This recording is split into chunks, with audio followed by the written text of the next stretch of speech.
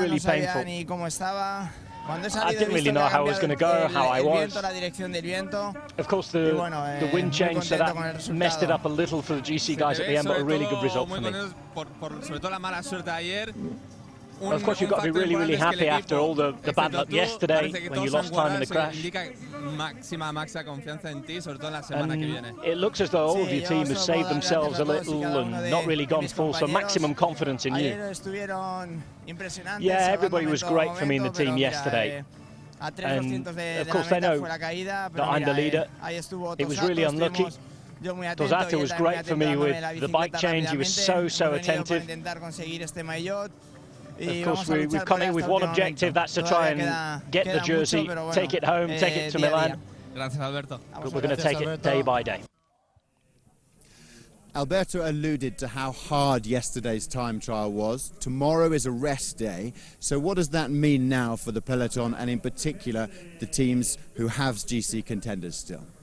Well, for the race is quite I will call it a breakaway day, because yesterday many guys took it a little bit easier because they didn't need to go that deep on the time trial, except of the GC guys and Kirienka and some guys that were really focusing on that time trial for the stage victory. So the race we kind of took it easy. Tomorrow is a rest day, so that means they have to really race today. I mean, many guys mental today and tactics will be like do a hard race. That's what we've been having so far. I mean, it's been a lot of racing and a lot of attacks, and finally it seems like now the breakaway is going and going away from the bunch. But it's been hard, and that's what I expect. Like guys trying to go on the break and making a hard race, because it's a stage, very nice and stage victory today to decide. And you can see live pictures of the race as it stands. We will be going to our commentators in a moment. Just before we do, though, the top 5 or 6 was shuffled yesterday significantly. Rigoberto Urán into 4th, of course. Andrea Amador is up there. Cataldo and Landa slipping down. There are now just 3 or 4 big stages where the guys can try to make a move. How do you see this going now? Well, there are not many chances left, but I mean, if we focus more on Astana, which is probably the most direct rival of Alberto, because it's shown, especially Fabio Aru, the strongest on the climb. So one thing is sure, Astana has been showing that they've been achieving exactly the same result with that tactic, like the tactic of making a hard race. So if they really want to achieve different results, they probably need to change that strategy and try to race differently. They need to race differently. They can start today. The first high mountain stage then, we're getting towards here in Madonna di Campiglio. It's beautiful, it's fascinating, and it's engrossing. Let's go now to your live commentators for this 15th stage of the Giro d'Italia. Thank you very much, gentlemen, and today is a very, very big day. Situation on the road with riders out in front. Zaccarini's out there, as is Visconti and Incausti. Sergio Paulinho was part of a group of around 10 to 15 riders that was chasing on. He's managed to get away. They couldn't really organise themselves in the chase, and it looks as though he's getting towards bridging that gap on the descent of first of 3 climbs today. 3 classified climbs, that is. We've had La Frica, which was a second category climb. King of the Mountains points went to Beñat Incausti, who has extended his lead in that classification. And you can see that Sergio Paulinho has about 50 seconds on his teammate, who's the race leader, Alberto Contador. 1 minute and 2 from the front of the race to the Maglia Rosa. It's been a hectic start yet again today. 48 kilometres covered in the first hour, and these are the race leaders. Incausti in the light blue on the left-hand side, just getting the push there from Ian Zaccarin, who's already won a stage. Both Incausti and Zaccarin stage winners already on this Giro d'Italia. 2 of the stars as we're heading into week 3 of the Giro, and with them Giovanni Visconti, who's pulled off some special wins at this race in the past. Movistar now have a man in 3rd place overall, Andrea Amador. 93 kilometres remain today, and we have 2 big climbs still to come. The Passo d'Aone, and then when we hit Pinzolo, heading up from the intermediate sprint with bonus seconds available to Madonna di Campiglio and all the history that comes with it. Madonna di Campiglio back 16 years after Marco Pantani's fall from grace began. The only real Dolomite climb in the Dolomite di Brenta region of Italy. The rest of the mountains are in the Alps. What a week we have to come. So Paulinho attempted to make the break. I think these guys would probably welcome his presence for the minute as well. More power for them. It is a breakaway sort of day. Paulinho trying to get there for Tinkoff Saxo.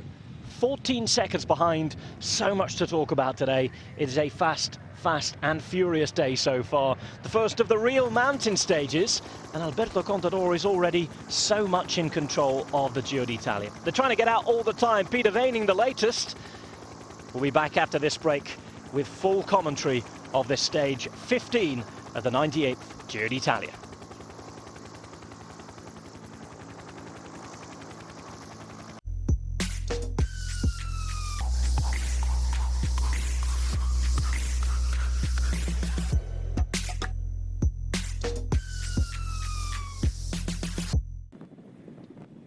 .90 kilometres remain.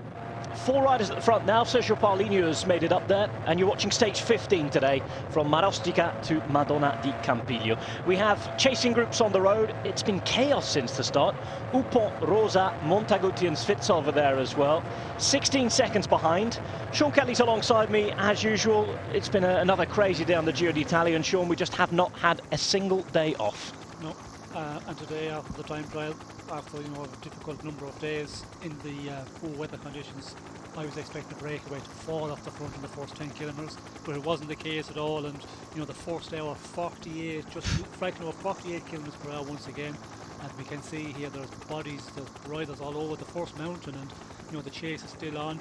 Our 4 out in front now, but we have another group chasing down here. So it looks like that Contador's team are still setting a very strong pace. They're not allowing this break to get away easy. I think they will continue to ride for a while, maybe hoping that the breakaway will get an advantage, and when there's a 40-50 seconds then start slowing you down, because if you do slow down now, you're open to attacks again out of the front end of the peloton. Yeah, it's all about having that control, making sure the right bodies are up there at the minute. The good news for Tinkoff Saxo and the pink jersey of Alberto Contador, who got his jersey back yesterday in a chin-chin moment with the Prosecco glass after the time trial, they have Sergio Paulinho up there, which gives them a little bit of help in controlling affairs. Yes, well, there's always that tactic that you put a man up in the front in case you need him later on. If there's a lot of attacks after the penultimate mountain, then you have a guy out in front, and I see that the chasing group as well. We have 4 others chasing, and we can see there from Astana, Rosa, he's also been sent up the road. So the general classification men, when they see a rider from race leader's team going up, well, the second in general wants to do the same, and that's what's happening at the moment. So we have 4 out in front now and 4 chasers, and it will be interesting to see will they be able to manage to join up and make it an 8-mile leading group.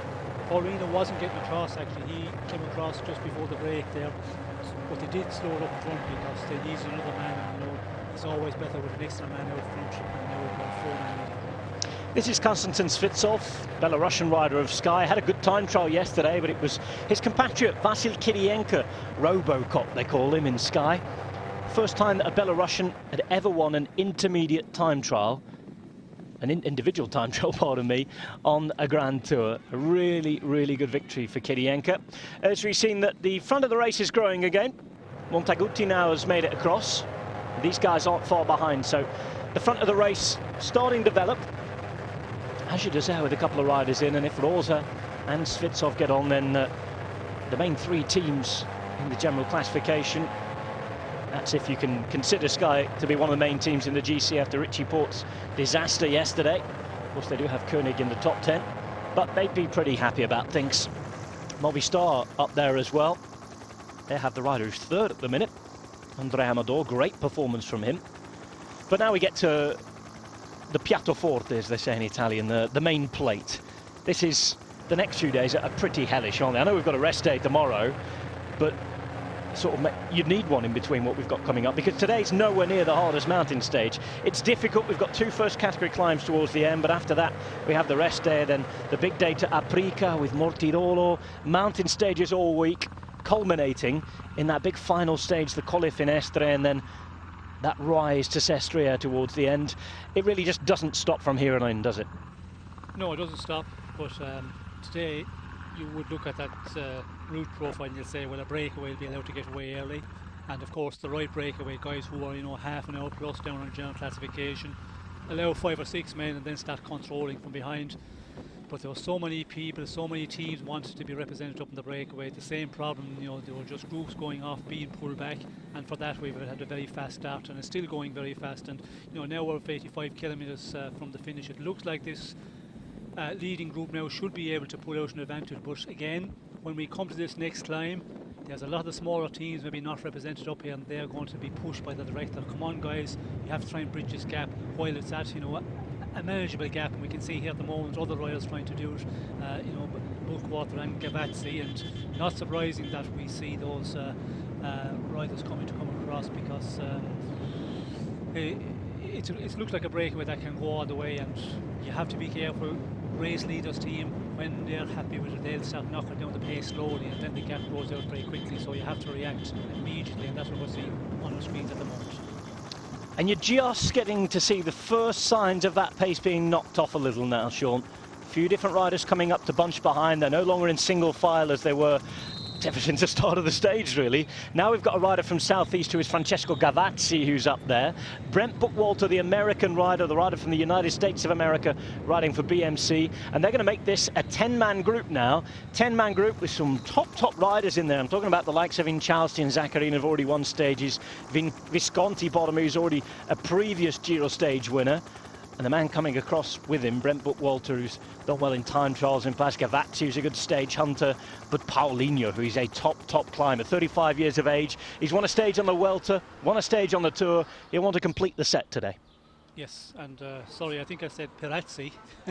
Well, he did attack early on. Well, I was expecting to attack today. I said it earlier on. I said Perazzi will be in the breakaway today because he's that style of rider. So he's still in the back of my mind, but it's Gavazzi. So we have a strong leading group now, and you just mentioned there, we could see the peloton. They're starting to slow down a bit, and this advantage will grow out. But we're coming to a little bit of an uphill again, because before the penultimate climb, it does kick up on a number of occasions. So there's an opportunity there for teams to go in the attack. If it was pan flat, it's much more difficult. But on the climbs, some of the teams with good climbers, good punchers, can try and come across this gap. It will be interesting to see if all the peloton, or what's left of the peloton, because there's still some riders, I think, not back in the main peloton. The way has it been going?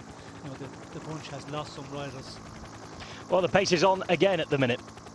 Obviously, Tinkoff Saxo wanting to still work hard here. 59 seconds. It did look, as we were just saying, as if it was slowing down a minute ago, but they're back in single file. The gap grows to a minute, 82.8 kilometers to go. For some reason, Tinkoff Saxo not too fully happy with what's going on. Yes, Diego Rosa's in there. He's at 23 minutes and 31 seconds, so he's not an immediate worry for Astana. Of course, Inchalsti's at 42 minutes. We've seen the likes of Dupont there, an hour and a half. Montaguti at an hour and 11 minutes. Brent Buchwalter for BMC Racing, no danger at 1 hour 49 minutes behind. In the meantime, though, Tinkoff Saxo still controlling things on the front, but just the first signs that it's time to have a little bit of a gel, get an energy bar down, and you can get some lunch down. But of course, even if the racing is hectic, and especially because the racing's been hectic, these guys need to find time to eat today. Yes, well, they have to eat, because otherwise you're going to pay dearly, and that's something the riders always keep on taking something every 20 minutes, and keep on drinking as well. And they will be reminded by the director sportif, because as a director sportif in the car, that's something you'll be thinking. They've raced so fast in the earlier part, not much time to eat in the earlier part of the race. Now is the time when you can slow down a little bit, and only a little. You can eat, continue on eating a bit and get the food down. You have to do that. But it looks like Saxo Tinkoff are still pushing on here. They seem to be keeping the pace, but maybe that is just to calm things slowly on the front of the peloton. Yeah, prevent any more attacks, of course, any more than 10 riders, and then you do have to start to worry a little, certainly with the climbs that are coming up. We're going very close to Trento today. During World War I, Trento declared a fortress city and became a stronghold on the southern Austro-Hungarian front line, and it's 100 years today since Italy entered into the First World War. Articles in the paper about it. Of course, the Castle of Buonconsiglio, and this is where Italy starts to change around here. You go ever so slightly northeast of Trento, and you start to have people who are Italian but speak German as a first language. Bilingual areas, you start to see the signs in both languages as well, and you have the Latin language, which isn't far away. Even the architecture starts to look a little more Germanic up here as well. Of course, we're in Trento at the minute. If you go a little further north into Alto Adige, the next region up, also the South Tyrol, Sud Tyrol, used to be part of Austria until the Second World War.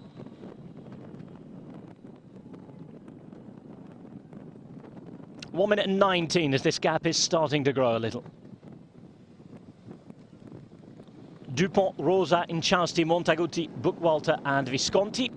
And they're joined by Gavazzi, Svitsov, Zaccarini, who's already won a stage as well, and Sergio Paulinho. In the meantime, the drinks have arrived. Chris Jensen, the Irishman stroke Dane, bringing them to the front. And that is a beautiful day today in Trento, and it makes a nice change after the weather we've had. And Sean, I think people will be absolutely delighted on the bikes today. Well, it's needed. I think we had enough of rain the past 4 days. Yesterday, horrible conditions at the time trial again, and as we go into the mountains, it's something we don't need, because the temperatures will drop off a lot with the wet conditions, and it could become very difficult and so dangerous as well. And when you're in the rain for 3 or 4 days, it really starts to get you. But if it continues on, it will cause a lot of problems for quite a lot of riders. Well, bidons and everything ready to be handed out at Vigolo Baselga. We've got the official feed zone. Tinkoff still riding nicely on the front though, Astana just behind them. Normally we've seen Sky riding in third place, none of that today though. Richie Porte has started the stage, he is riding. The Maglia Rosa though back on the shoulders of Alberto Contador. Fabio Aru, realistically the man who is able to take him off him towards the end of the Giro. We'll see if he can do that after this break.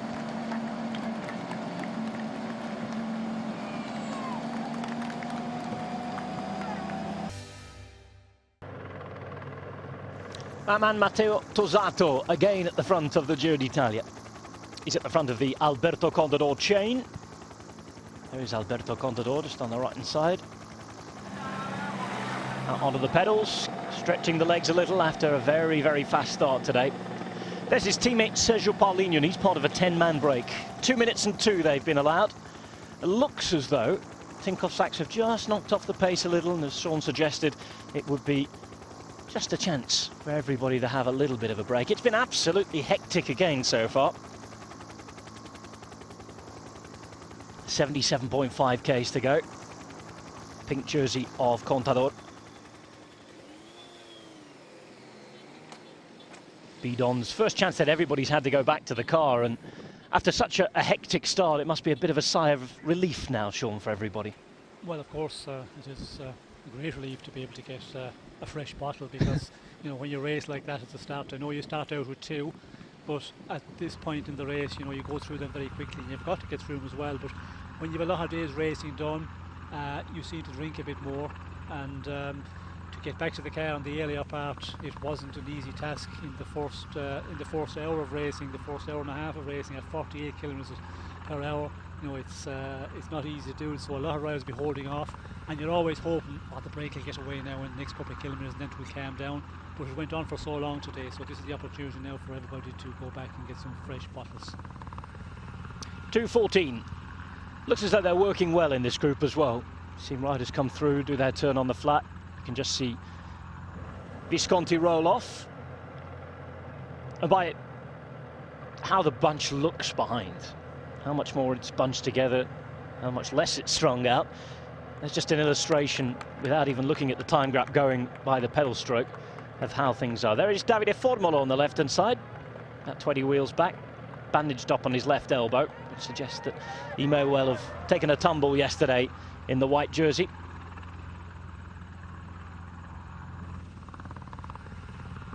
Gavazzi on the left-hand side. Konstantin Svitsov was looking good yesterday. He said he was really comfortable, felt good. Keep an eye out for him. It could be 2 days and 2 Belarusian stage wins. Beñat and Incausti already in there for the King of the Mountains points. We know exactly what the Movistar tactic will be, Sean, today. It will be try to help Incausti get as many points as possible and look for the stage win with Visconti, won't it? Yes, well, I think they set out to do that first and foremost. The mountain classification for Incausti, it was the objective to get into the breakaway. We've seen the first mountain he's taken maximum points. Now he's in a real good position to pick up a lot more. and I think that's where something you could forecast, that he was definitely going to try and be in the breakaway, mark up the points out in front, and with 2 men from Movistar, perfect position to be in. 45 kilometers an hour in the first 2 hours on a mountain stage. We've already had a second category climb. Most of the stage has been uphill apart from that last brief descent. It's absolutely incredible, this speed. Yes, well, sometimes the races like that. We've seen big tours. It's rare that they start off, at a slower pace, but we have had them in the last number of years. And even the Tour of France, if you go back the last 4 years, 5 years, there's some years where you expect it to be very hectic, as it normally is in the big tour, because everybody's so nervous, everybody's feeling good, all want to race in the front, and everybody's trying to stay away from the crashes. But there is tours that started off and it was relatively easy going the first 5, 6, 7 days. Here it hasn't been the case. They just raced every day, and the surprising thing, they just keep on doing it. There was a lot of flat stages in the past week that you would expect the breakaway to get very early and to slow down quickly, but there were reasons. Sprinters team wants to control, they wouldn't allow the break to go away, and for that every day it's been just so fast racing. Hook Walters in the break for BMC Racing. We saw Philippe Gilbert trying to get there earlier on today. 2 riders from ʻdʒiːro Mondial, the French team. Of course, they lost their GC man Domenico Pozzovivo on stage 3. They had a great result yesterday with Patrick Grech. In fact, it was the best result of any ʻdʒiːro Mondial rider in a Grand Tour time trial. A 4th place for Patrick Grech yesterday, since Pozzovivo took 3rd place 2 years ago at the Vuelta. So an improvement in time trialing for ʻdʒiːro Mondial there, and it came from their specialist Patrick Grech. First bit of calm we've seen all day in the peloton, and they're quite happily letting this gap build now. 2 minutes and 35 seconds. A few of the team cars from the break. This is how hectic it's been, Sean. The team cars for those in the break haven't been allowed through until now. Yes, well, I think back in the peloton, I'm not sure if everybody's back in there already. There was a lot of riders, that were in difficulty on the first time of the day. It looks like this peloton have grown to be quite a big one now, so it seems like there's a lot back in, but I'd be surprised if there's not still some riders maybe trying to make it. But with the way it's slowing down in the last number of kilometres, they will start to get back in if they're out of the rear. Now then, this is in the breakaway at the front. Paulinho and Broz are talking to each other. What's the conversation here? Well, if you're not going to ride, I'm not riding. So come on, mates, get up there. Of course, and they're the 2 teams that we expect now, after yesterday with the big GC shake-up, to be fighting for the pink jersey. There's a massive difference in the GC top 10. There's a massive difference in the GC from first to last at the minute. We have 177 riders left. And of course, Alberto Contador leads the Giro d'Italia from Fabio Aru. Fabio Aru in 2nd place now at 2 minutes and 28 seconds. Realistically, Sean, is Fabio Aru still in this? Well, I think he's still in it. If you look at what's to come in this race, this week of racing, there's so many mountaintop finishes, and that's where Aru is really strong. Mountaintop finishes can do so well, but against the Contador, he's going to have difficulty trying to shake him. But you never know. With Astana, they will try, and they'll make the race difficult for them in the mountain stage. I'd be not surprised today if we see them trying to do something if Aru is recovered, but that is the question. After such a long time trial yesterday, Aru had to go really deep, and if you're not a good time trialist, he really went to his limits yesterday, where Contador maybe finished a little bit fresher. So they might just hold off for a while, a little bit of recovery time, a day, 2 days, and then we will see them. But they will try once again to make it difficult for Contador and Tinkoff. Wheel problems for ʻdʒiːro Mondial. Careful where you put your hands there. All the descending they've done, they'll be pretty hot at the minute. 2 minutes and 41. The gap is growing all the time. ʻdʒiːro and Movistar are the only teams with 2 riders in each. Sky represented. Astana there, and Southeast as well. A rare day with no Androni Giocattoli representation, although they did try earlier on with Franco Pelizzotti.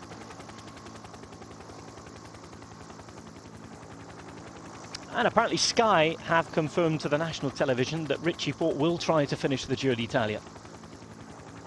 Wonder if they put a down payment on that camper van for the whole 3 weeks. Seriously though, a lot of people we're rumouring and thinking that Port could climb off here and start to save some energy for the Tour de France. Do you think it's the right thing that he should stay? Well, it's difficult to know, but I think it's always dependent on the rider. If you've got the morale to go on, well then you continue on. But if you're not in the race and you've got no morale whatsoever, well then there's no point in being in the race. Off for a brief break. 74k still to go.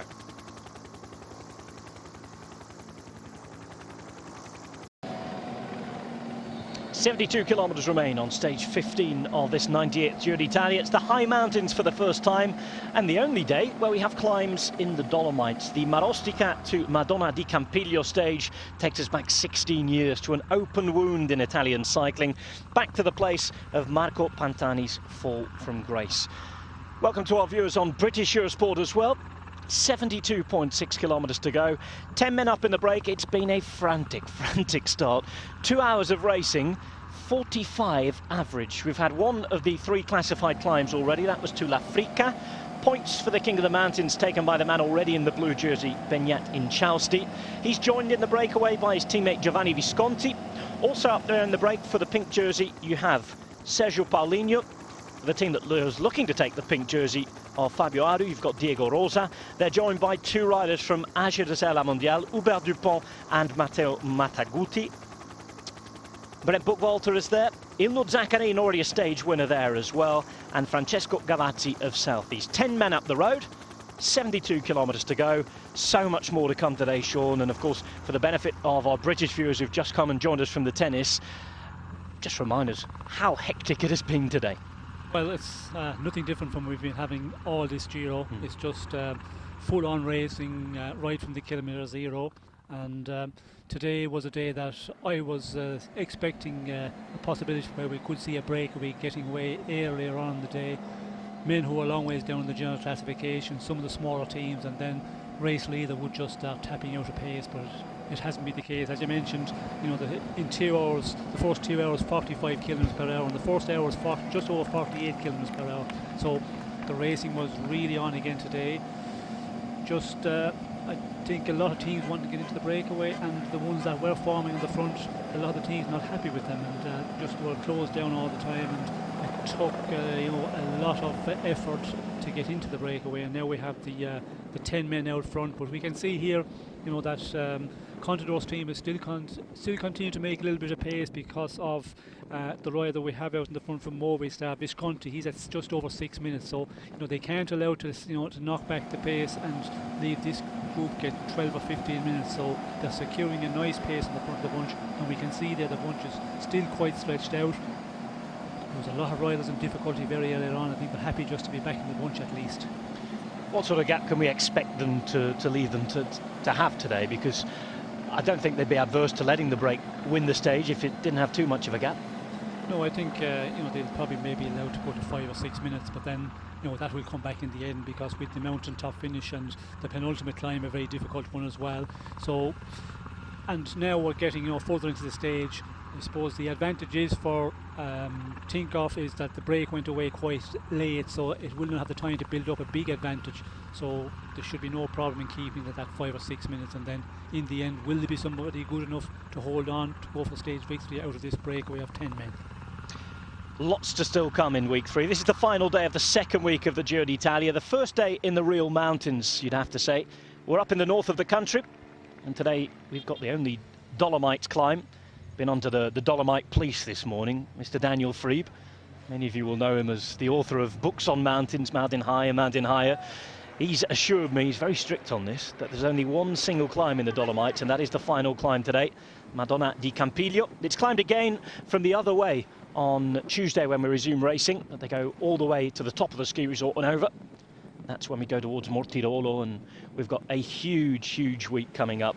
After yesterday and after the first 13 days before that, hectic and crazy days we've had, it was Chin Chin or Cheers Alberto again, wasn't it, in Prosecco country? He dominated his GC rivals, moving back into pink. That's just a single day after he'd lost the Giro leader's jersey, any leader's jersey in a Grand Tour for the first time ever. he'd be more than happy with his performance yesterday, and I think there'll be a few Tour de France rivals pretty worried at what they saw, because it looked as though Alberto Contador, despite the wind change and despite the worst conditions he endured alongside the rest of the GC contenders towards the end yesterday, he looked like he was to his best in the time trial. Yes, well, he put up a real strong time trial, and there was that little bit of a doubt in past.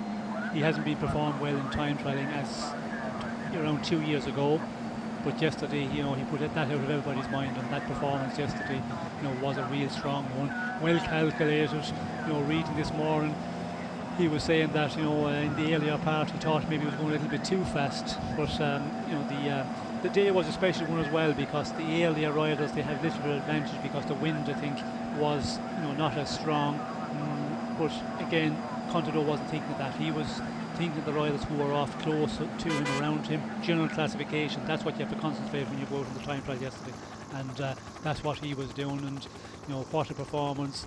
Aru, a little bit disappointing. I thought he would be a bit better, but he battled quite well and gave it his best. But when Contador's on a big day, on a good day, back to his strong time trialing performances that he can throw in there, well, he is he's a real good time trials, and for Aru to limit that loss yesterday was going to be difficult. You could see in the end Contador was really up the hills, and that he was just really fighting, and he had a real good cadence about him. He wasn't struggling to get up them little smaller drags in the end, smaller climbs, and just one of the great performances in the time trial that he can put in. He looked like he was on a great day yesterday, Alberto Contador, it's fair to say. And Vasil Kirienko was a stage winner, the Belarusian Robocop, they call him in Team Sky, or Kitty.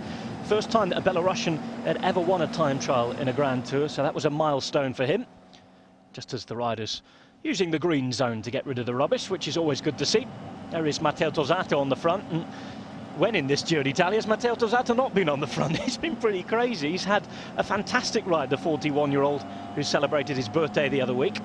Just going back to Contador though, he only lost 14 seconds on the stage win, and I think the way things had been going when he came back from his ban in the time trial, he would have signed up for that months ago, wouldn't he? Well, definitely would have signed up months ago. When you look at the performance yesterday and the performance against the other big favourites, because the general classification, there was a lot of men that were expecting to do a real strong performance, but against the men up there fighting for general classification, Contador a long ways ahead of everybody else. There'll be interested viewers in the hotel on the top of the mountain in the Canary Islands. Vincenzo Nibali and Chris Froome watching the Giro highlights, I'm sure, in the evenings after their long rides, perhaps talking to each other about the form of Alberto Contador.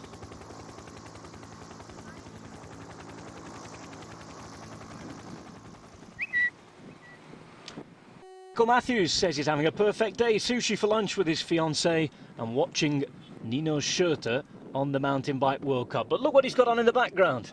Some Giro d'Italia as well from Bling Matthews. Michael Matthews, who of course climbed off the Giro d'Italia before the time trial. It was always planned, we heard. Sprinters have gone home.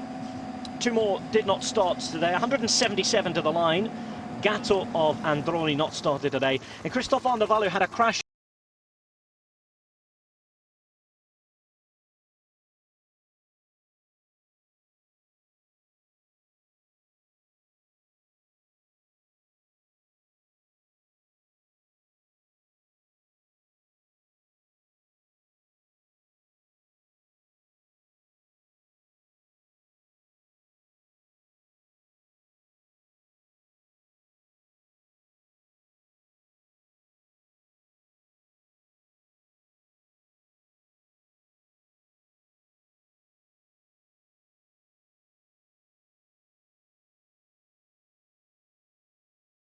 action on for you today. There is Konstantin Svitsov, and there's Rigoberto Urán, still bandaged up from his crash the other day. He'll been a man who had been happy to rise on general classification yesterday, a few places, but not taking back enough time to really make sure he got himself back into the realistic hunt for the pink jersey. Of course, anything can happen in the final few stages, but Rigoberto Urán at 4 minutes 14, he would have expected much better yesterday on the time trial, Sean. Yes, well, I think, looking at time trials of past last year on the time trial in the Tour of Italy, he was very impressive, and, a lot of people were talking him up for the time trial, but he would not be happy with the performance yesterday. He would like, to be much closer to Contador, for example, because he lost a lot more time, and that's where you would expect him to make time on the time trial. In the mountain top finishes, he struggles a bit, but unfortunately, he was losing time yesterday, and when he should have been gaining it. We certainly expected Uran and Port up there. Richie Port says he'll continue in the Giro. Team Sky have told Italian television reportedly today that he will try and finish the Giro d'Italia after there were plenty of rumours last night that Port was going to get off his bike and try and rest up for the Tour de France, where he's expected to be working for Chris Froome. And we take a look at Lake Toblino in the meantime. Small alpine lake. We're headed to Madonna di Campiglio. We'll talk Marco Pantani. We'll talk 1999 as we go on the way to the Dolomites today. And of course, we'll be looking forward to the rest of the week. Colle delle Finestre, Sestriere, Mortirolo, and all the rest of the mountains. They're going to make these guys' minds tremble before the rest day.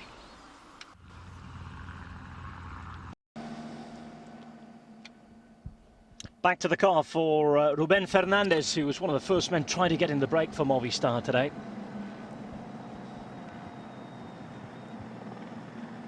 Fernandez riding his first Grand Tour. Advice, conversation. He's got an important job to do now for Andre Amador, who's been the big surprise of the second week, Sean. We knew he'd go well in the time trial because he's an excellent time trialist, but he went okay in the first mountain stages. He's third overall at the minute. Costa Rican, who really, on paper, you look at him, he's more of a stage hunter or a classics man. 3 minutes and 36 down. He says he doesn't know where he can get to. What sort of thing do we think he can achieve? Well, that's going to be an interesting one. Amador, of course, in the team of Movistar, he's always been a big leader in most of the tours. It's a Valverde, a Quintana, so he doesn't get maybe the opportunity to ride his own race. Where here, within Movistar, they're going for stage victories, I think, in the outset, but Amador has found himself in a real good place in general classification at the moment. It's going to be interesting, how can he hang in there? Will he be able to finish in the top 5? Heading to Madonna di Campiglio today. Before we get there, we've got the Passo Daone, pardon me. It is a first category climb. 8.4 kilometres long, ramps up at 14% as we see the Lake of Toblino. Heading up from the hills and into the real mountains today. The first time we've had the high mountains on this Giro d'Italia.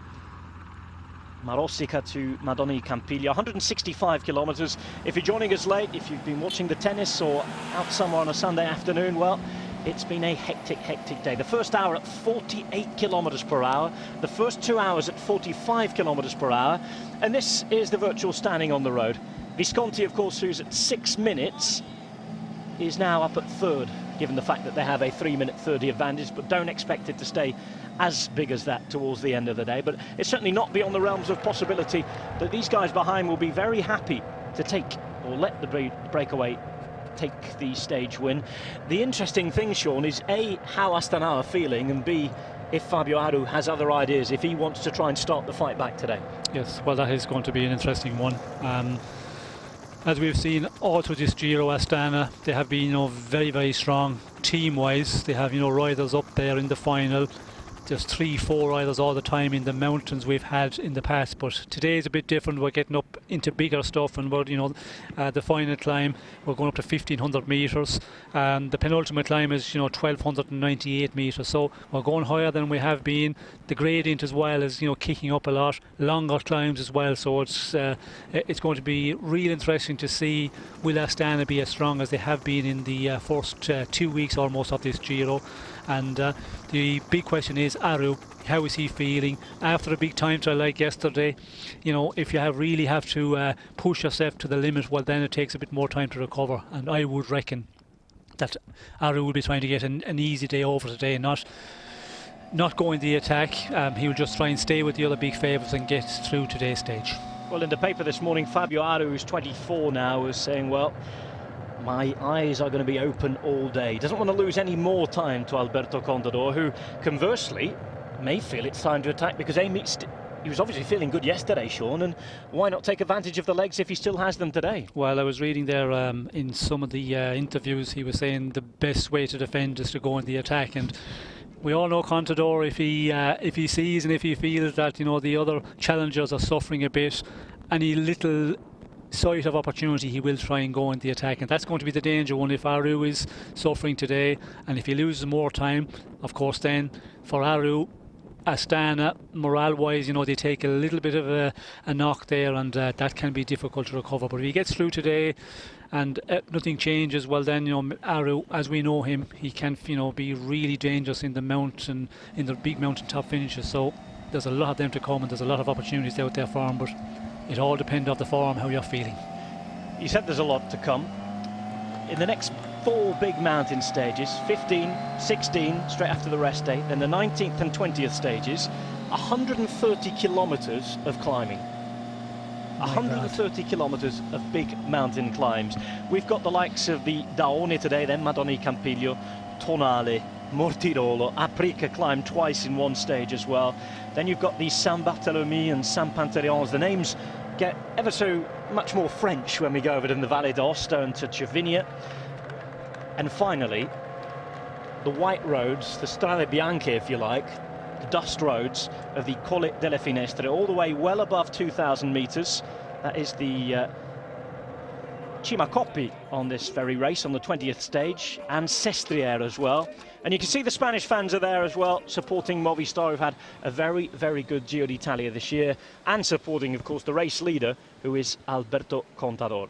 Yam Cycling haven't had the greatest of Giro so far on their Giro debut, but with Hausler back in, that suggests that this group has slowed down sufficiently enough to let all the guys, or most of the guys who were dropped early on, back in, Sean. Yes, well, I think it looks like that everybody have got back in. You know, there were a moment there where they did slow it down. Going to the feed station, we could see there that it was going at a much easier pace. Everybody was happy to take their moussettes, and if you're a little bit off the rear, if you're in the cavalcade of cars, well, then you have to make the effort to get back in there, and it looks like that's the position. The group is, peloton is very, very big here, but again, it's hard to make the calculation. Is there some, you know, some riders not able to make it? I doubt it. I think we have got all together here in the peloton. Contador at the front in the pink jersey. The only time he's won a time trial in a Grand Tour was back in 2009. Beat Fabien Cancellara on that day by just 3 seconds. 40.5 kilometre time trial to Annecy. Big one that day, an even bigger one yesterday, but third and just 14 seconds off the victory of Kirienka was best. And some might say, Sean, as well, if the weather hadn't changed, he may well have won that yesterday. Yes, well, I think that's certainly if the weather was, you know, equal, and it seemed to be that in the earlier part, the riders out early did not have as much wind, and that had an effect. And when you look at the times as well, I think it does show that the guys out early, they seem to be a lot of riders much faster than the general classification men who are out at the end of the day in the evening. So yes, the weather does have an effect, and that's in a big tour. You know, guys can be starting in an hour and a half to 2 hours before the big favourites start out. Andron Giocattoli with a couple of riders at the back there. Apollonia, the sprinter, the number 12, fighting just to hold the wheel of Mihailov, the Bulgarian champion. In front of him, you've got Sergei Tsvetkov as well, Moldovan-born Romanian rider. Inside 60 k's to go, and looking towards the final few kilometres. It's not too long before we get to the start of the real next climb, the Passo Daone. Of course, really starts proper when we get just after the intermediate sprint at 50 kilometres to go. So in 8 k's to go, we've got an intermediate sprint. Of course, the fact that there are 10 men in the break and there's an advantage of 3 minutes and 4 seconds should make it a little calmer in the bunch behind. No bonus seconds. No, I don't think there'll be too many really challenging for the intermediate sprint anyway, because the sprinters here, we can see they're just about clinging on the rear of the peloton. So it's not like on the flat stages where, you know, the breakaway out front and the sprinters, if there's points to be picked up, well then it gets a bit aggressive in the 2-3 kilometres before the intermediate sprint. But here I don't think, you know, there's nothing left because we have a big breakaway Exactly. anyway. If we'd have 1 or 2 men, then there might be a spare second to fight for. Yes, there would be some time bonuses, but also for the points classification, there will be points on the sprint intermediate point to be taken. But here everything will be calm, and it's just now that the team, as we can see, 3 minutes at the moment, they're not allowing that breakaway to get a big advantage at all, and we know the reason why with Visconti from Movistar, one of the men who's a little bit dangerous. That's just over 6 minutes in general classification. 58.2 k's to go. Svitsov and Visconti, and they've decided to take off. Very, very interesting that they're not quite happy at the front of the race. Buchwalder chasing as well, and one of the riders from AG Deserla Mondiale looked to be Hubert Dupont to me, the number 5. Frenchman rather than the Italian Montaguti who's in there. And this is an interesting move. This man looked good yesterday, Svitsov. Really, really happy in the interview as well after, said that he quite liked the course, liked the weather, was feeling good at the minute. And of course he's going to have the freedom now. Sky, no realistic general classification challenge, unless you think that there could be a big recovery for the likes of Leopold Koenig at 5 minutes and 35. Big ash that would be though at 10th place. 57 k's to go. Off for a quick commercial break. Back with more Giro on the home of cycling in just a minute.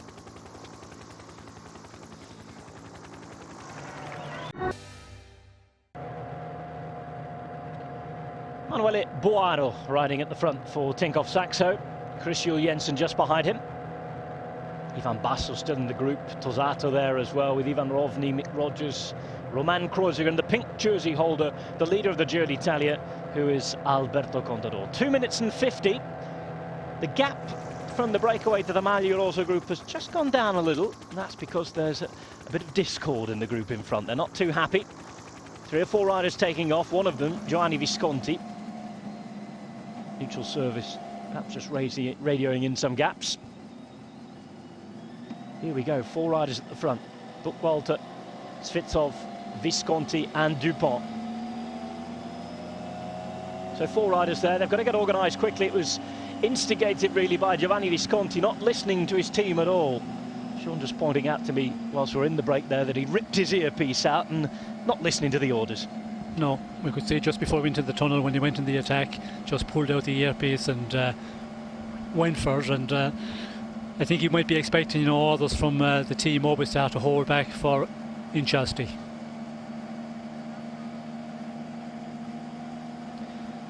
Welcome back to viewers on British Eurosport. Just saying that Visconti had pulled out his earpiece before he attacked. I think he's been told to put it back in now. Perhaps Beñat Inchalsti's blue jersey is the primary concern. There is Beñat Inchalsti, the Basque rider, in the group behind. And it looks as though they just can't get organised, Sean, here. 4 riders have gone out in the front. Everybody talking to each other. Who's going to do the work now?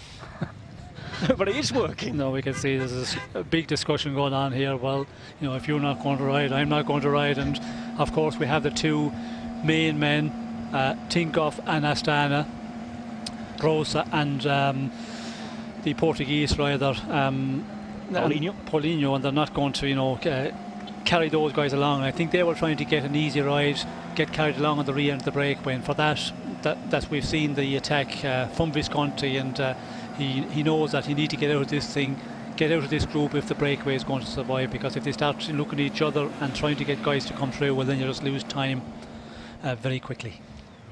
Beñat Inchalsti talking to the Movistar team director. He might be complaining about his teammate there who took off.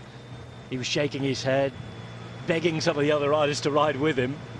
Not happening. Inchalsti, Paulinho, Rosa, Zaccarin. And at this rate and at this speed, it won't be too long before they're back in the peloton. Looking behind, and it's almost as if that's what the riders are waiting for here. Yes, well, nobody is riding here. You can see they're just slowed up totally, and they're going to get pulled in by the peloton very quickly. But it's still the situation out front. Visconti is the man who was, you know, the closest in general classification. He is the one of the 10 men out we had in front. He was the more danger one. The rest were a long ways off. So it's going to be for Tinkoff. They're going to have continue on riding here. But again, as we have seen there, the time gaps is tiny at the moment. So, but the peloton is going to swallow up the rest of the breakaway, who are just totally stopped on the climb at the moment. Yeah, a few people noting on Twitter, thanks for getting involved, by the way, hashtag Home of Cycling. It's not really a chasing group, is it? It's more a sit-up and wait group. A few arguments. Intermediate sprint on the way. And then after that, it's all on to the main dish of climbing. Passo d'Aone and then the now infamous Madonna di Campiglio. We've only ever had one previous finish here. Quite a plush ski resort in the Dolomites. Dolomiti di Brenta, for those connoisseurs of the region. And we all know who won last time we were here. Marco Pantani. Win on the road, but just hours later we know that his life would change forever. That high hematocrit test, pardon me, the morning after. And everything would change. We'll talk about that a little more when we get closer to the finish today, but for the minute there are 51 Ks to go. Intermediate sprint approaching. Visconti on the left-hand side is the danger man in the dark blue of Movistar. 6 minutes and 4 away. It just means now, Sean, that Alberto Contador and everybody else just have to be that little bit more alert, the fact that he's carried on at the front. Yes, well, they will continue on setting the pace as they have been for a long time. When we had the 10-man breakaway, it was Tinkoff who were setting the pace, and the reason they were setting a stronger pace maybe that we have Visconti out in front who was a little bit of a concern for general classification, and it's not going to, you know, make a big difference for them. They will just continue on riding. They will catch up to the what's left of the breakaway back the road here and continue on to this penultimate climb of the day. But the fact that it's down to 4 now with the intermediate sprint here, again not really bothering to sprint for the points, as Svetsov's going to come across the line at the Ponte Arche Termini di Comano.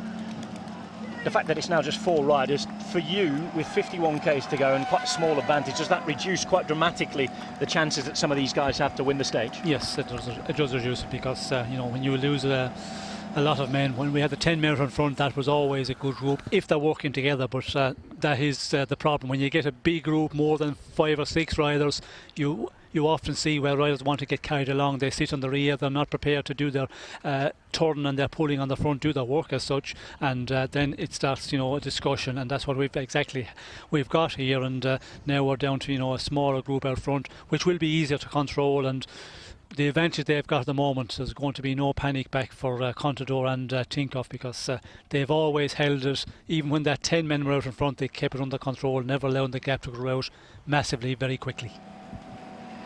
Termini di Comano, where we're going through. Some tourist images for you. Got bears around. When you say the only way that Contador's going to lose the Giro if a bear comes out of the woods when we went off yesterday. Don't say it. The Commissaires curse. Everything else has happened in this Giro d'Italia. Deary me. There is Hubert Dupont. Asher de Zellamonde will be happy to have someone in the break. 4 times in the top 20 in the Giro d'Italia. Goes well in the mountains. 50 Ks to go.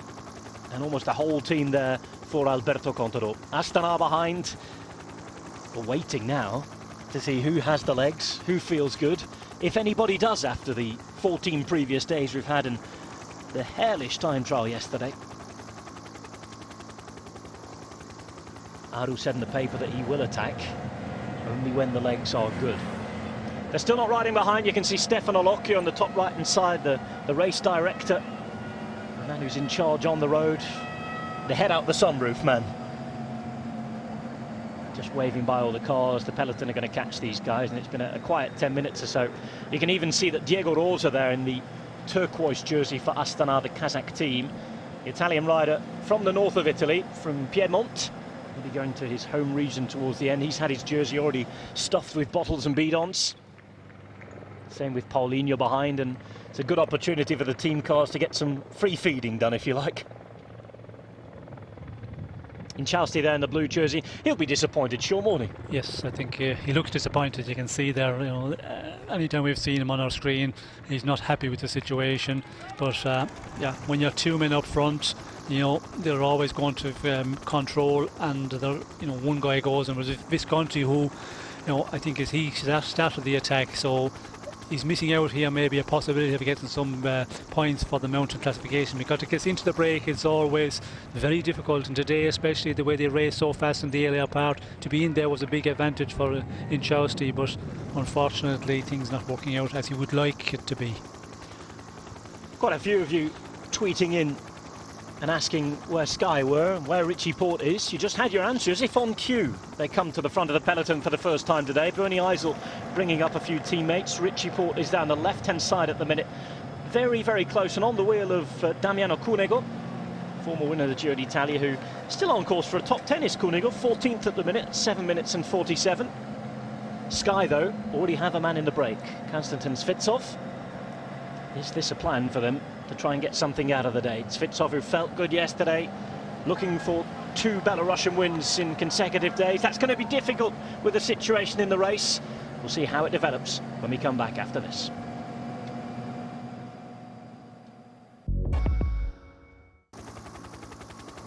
Snow and polenta today. Some pretty nice scenery as well. On our way into the Dolomites, Madonna di Campiglio today. 165 kilometres of a stage, the first 2 hours of which were absolutely crazy, hectic as they come. We've had a bit more of a settling down period now as we're again around the Lake of Toblino, heading up to our first category climb of the day. We already had the second category, L'Africa. Damiano Cunego being brought back to the group, looking really, really trim. It's been reflected in his performances as well. Best Grand Tour showing for quite a while at the minute for Damiano Cunego. Has a team dedicated around him.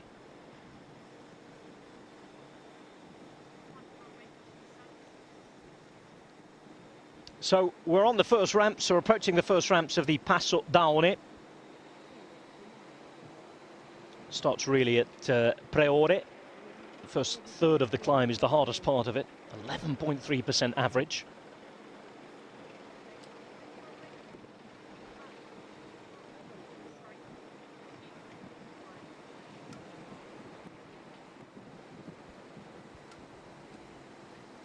High mountains time on the Giro d'Italia. 3 minutes and 21 for a breakaway of 4.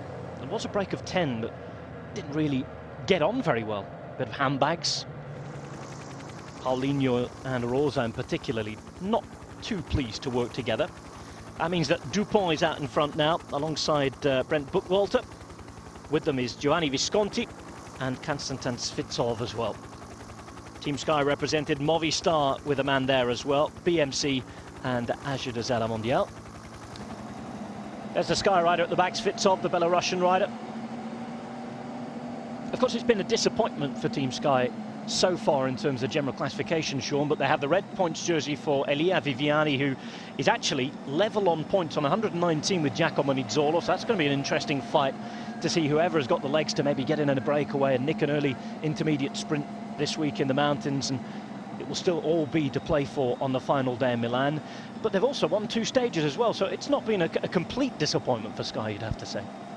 No, certainly we cannot say it is a complete disappointment, but for Richie Porte, general classification, you know, it's been a big disappointment for them, and more so for Richie himself, because you know, he went into this Giro, you could say maybe one of his last chances to see if he's capable of winning a big tour, because he is, you know, getting on, and opportunities within Sky as well. We know for the Tour of France, Chris Froome is going to be the man there, so a year missed, and you know that is a big thing, because to get ready for a Giro, you must remember it's not just the couple of weeks before the Giro, the couple of months before. It takes a lot of planning right from the end of last season, and you know, he was hoping to be a challenger for this race.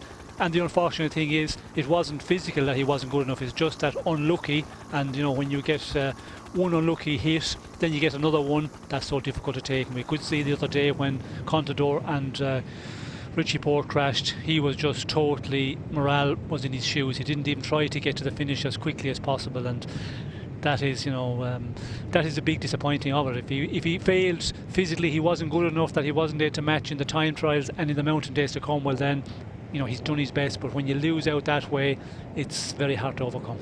Francesco Gavazzi trying to bridge the gap all the way to the break of 4 out the front, doing his best to keep the Southeast logo on the television. Gavazzi, a man for the medium mountains and the harder sprints, let's say. 52 seconds off. Do you think that Richie Porte will ever get a chance to win a Grand Tour, or is he a man who is more adept, just he's better at one-week stage races? Well, that is the question. You know, he's getting to the point of his career where you know, he's 30 now, so it's you know, a year or two more, and if you haven't done it then, well, then it's going to be difficult. And again, he's not in a team where he's leader for all those races. He's not going to be leader for the Tour de France, so opportunities don't come that often. Next year, will he go back to the Giro and try it once again? I presume that will be the plan. Or you know, will he be staying at Sky? Will That's he the be in Sky? as well. Yes. So you know, a lot of things could change now in the next number of months, but it's not too late. At 30, we all know, like, you know, you can win a big tour up to 34, 35 is still possible, but when you fail on a number of occasions, sometimes then you start doubting, and you have a little bit of doubt in your mind, and the moment you have that, well, it can be difficult to overcome. He's had a fantastic season so far, as Richie Porte. It is hard to level any criticism at him, really. He's won 3 stage races. He's the Australian time trial champion. He's been the man for Team Sky so far this season. So I feel a little harsh criticising him, and I think it's no doubt that Team Sky will be doing their best to keep him, isn't it? Well, that is the disappointing thing. He's had a real good season. You know, one of his best. Last year he suffered quite a lot. He wasn't in good shape health-wise, and this year, you know, Paris, Nice, and then you go on from there. You could say, well, this is going to be a real good season for him. And coming into this Giro, we were looking forward to it, as there were a lot of people, you know, looking forward to see what he could do. Could he really challenge to win this tour against an Aru, against a Contador? But yeah, luck takes him out of that. Gazzetta at 59 seconds. Looks like he's losing his battle to make sure he bridges the gap. In the meantime, behind, Tinkoff Saxo just changed their pace setter at the front. It's Chris Juul-Jensen who takes up now. Still got plenty of men left to set that pace. Don't think it'll be quite the same situation at the top of the next climb. Passo d'Aone is hard. 8.4 kilometres, average of almost 10%, a maximum of 14%. Beautiful, beautiful bits of landscape around here. They don't call it the Bel Paese for nothing. So diverse as well. We've been down the south, only just touched the south.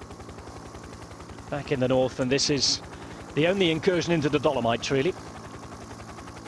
First signs that it's a bit of a fight for position again at the front, Sean. Yes, we can see there, you know, the team's general classification starting to move about on the front of the peloton, but Tinkoff are really setting a strong pace here, as we can see. You know, 1:0, just over a minute at the moment. It's going to be a bit more than that, but still with 41 kilometres to go, they're really keeping the pace very high and not allowing the breakaway to have any major advantage at all.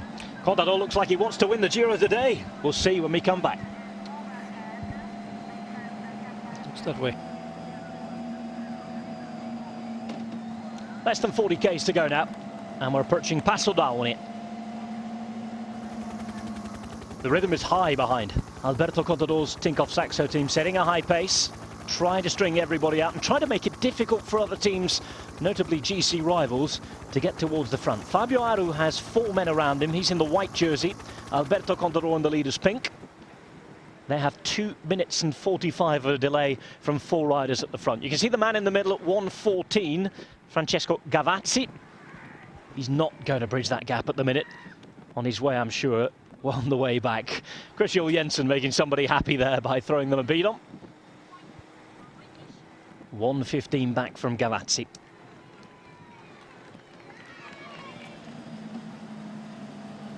Start of the climb then. Passo d'Aone, 8.4 kilometres, 9.2%, 14% maximum.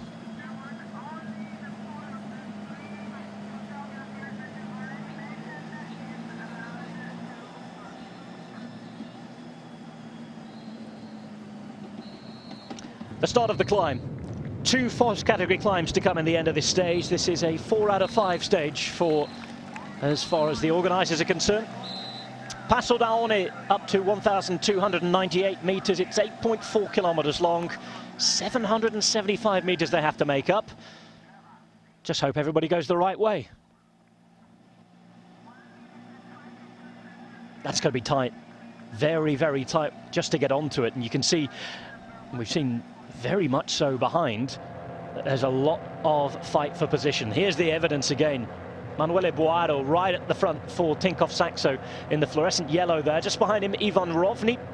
Third place, the pink jersey of Alberto Contador. Lotto Sudal on the right-hand side. It's Adam Hansen doing a good job. In the meantime, this is the breakaway. Straight away onto those big ramps. 10.2%.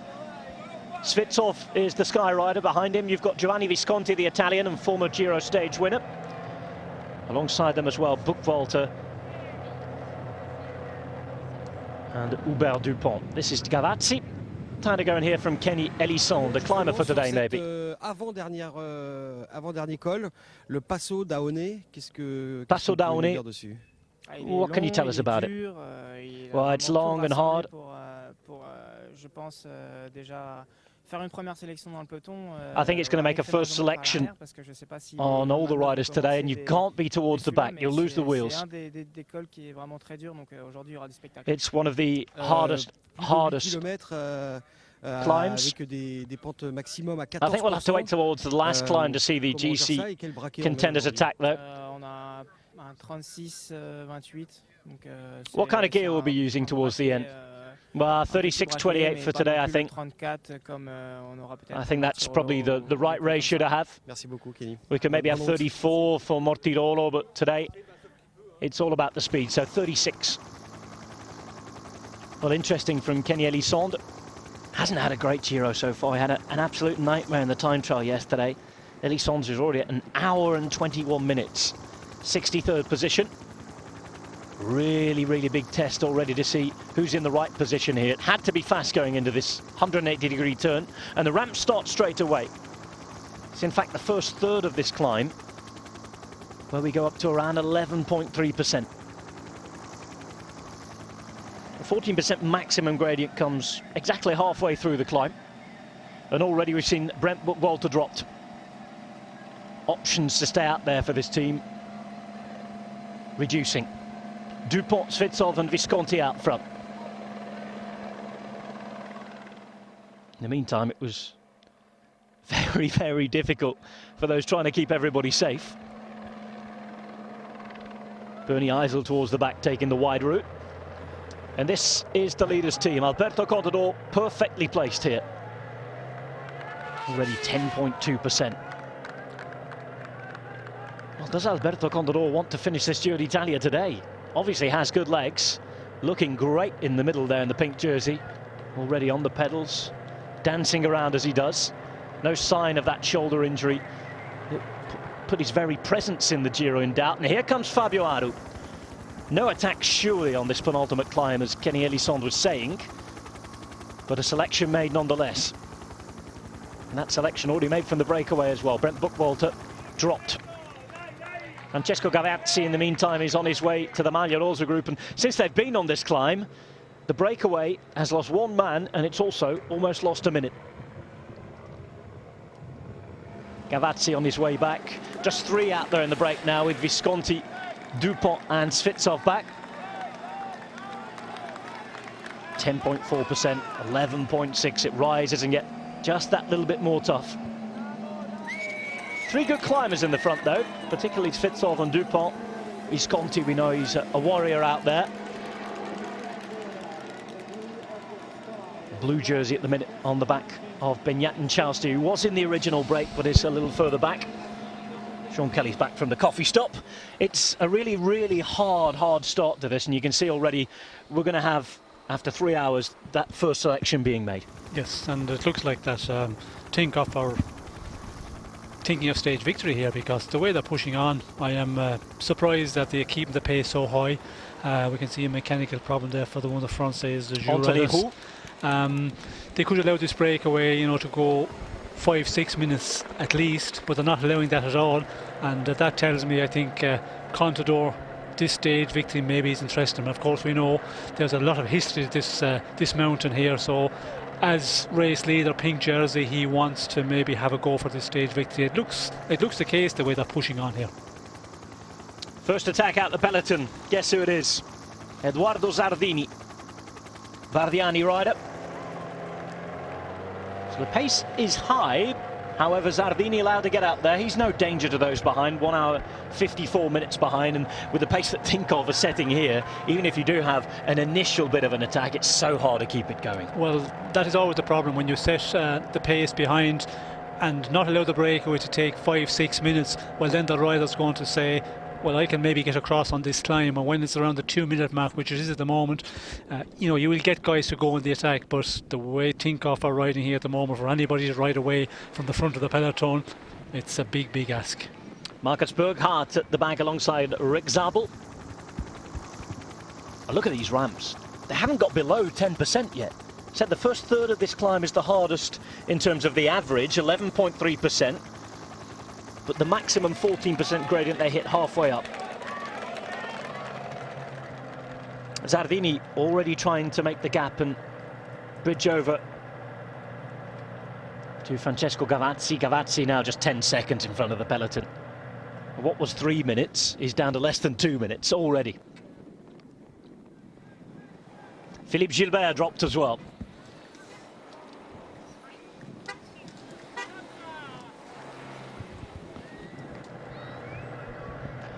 On the penultimate climb of the day, the Passo d'Aone, 8.5 kilometers long, very hard. The steepest gradients for consistent number of kilometers that we've had in this Giro d'Italia so far. There is Zardini, Bardiani rider. Bardiani didn't get anybody in the break, by the way, today.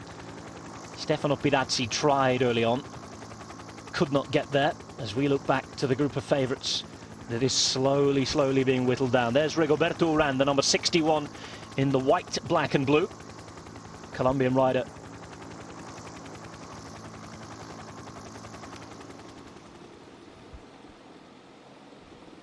Richie Porte here. Now then. Not good signs at all for him. Should he be carrying on if he's been dropped here as well? Well, as we mentioned in the earlier part of our programme, difficult to return from all the bad luck he's been having, and you know, to get the morale back, it's always going to be difficult. We see you know, Richie Porte last year on the Tour of France as well, when he did lose out in the general classification. After that he had difficulty riding to where he's capable of doing, and this is not where Richie Porte is, you know, where he should be in the race. He's not at his best. He will be, you know, very much at the front of the peloton, but it tells me that, you know, the morale is really not good at all, and it takes a long time, and sometimes it's just gets so difficult when you're in this position to continue the race. It can be difficult for a big rider. With the group of CCC riders there as well. CCC who haven't performed to expectations on GC. Two Astana riders to the front to set the pace now.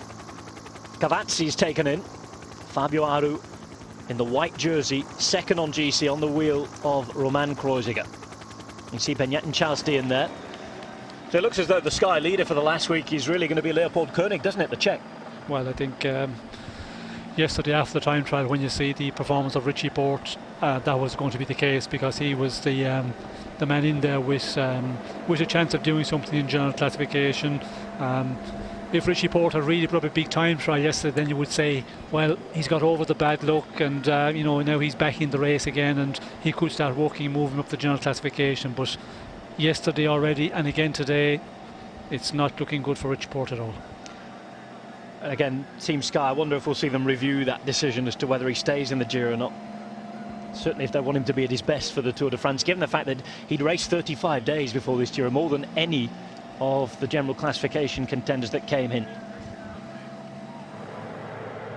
Here's Zardini, still out there at the front, got away from the Tinkoff Saxo rhythm, trying to chase down the three-man breakaway. Brent Buchwalter has gone from that group. It was 4. Dupont remains, as does Visconti. Konstantin Svitsov alongside them. Here we go. Buchwalter now 44 seconds behind the 3 riders who he was previously riding with. Zardini still at 1:53. And these guys climbing well. Kruijswijk looking good as well on the wheel of Aru. He's in the yellow and black. Good time trial from him yesterday, the Dutchman.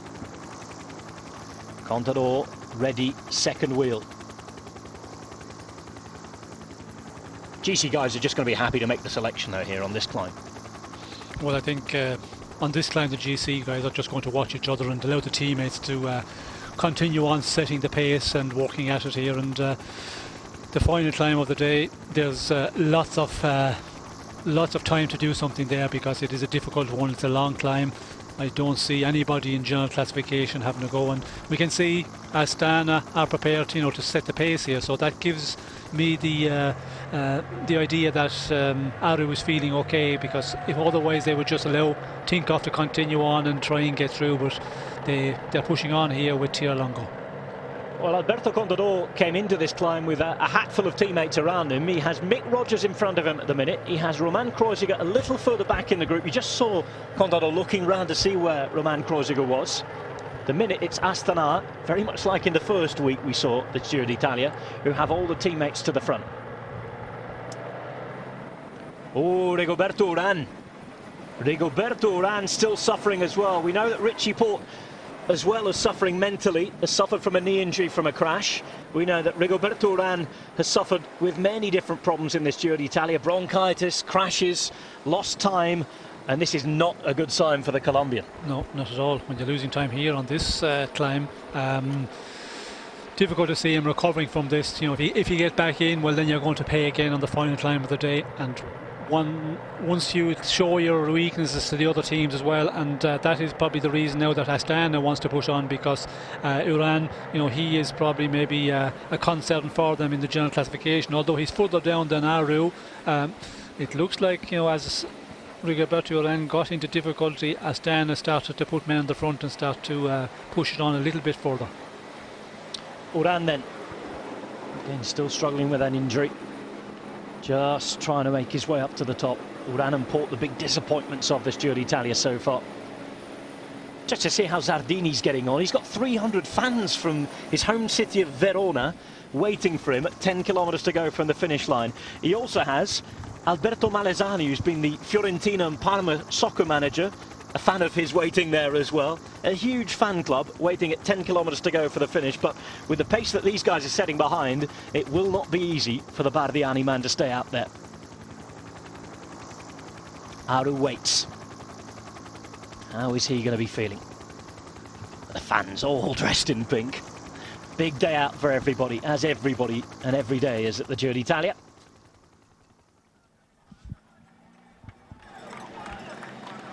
Three up the top. Visconti there.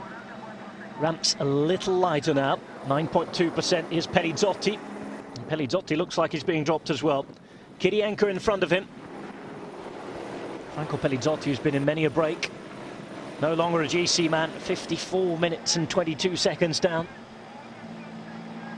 So we have snow, sheep and polenta on the side of the roads today. Lots of barbecues there. There's some support for the Czech rider Leopold Koenig. Czech flags have been everywhere. It's his teammate Svitsov who's out in the break.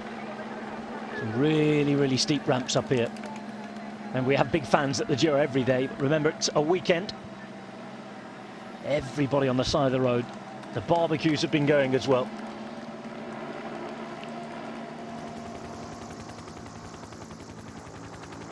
Mick Rogers still going for Alberto Contador. Just look at all those men left for Aru and Astana.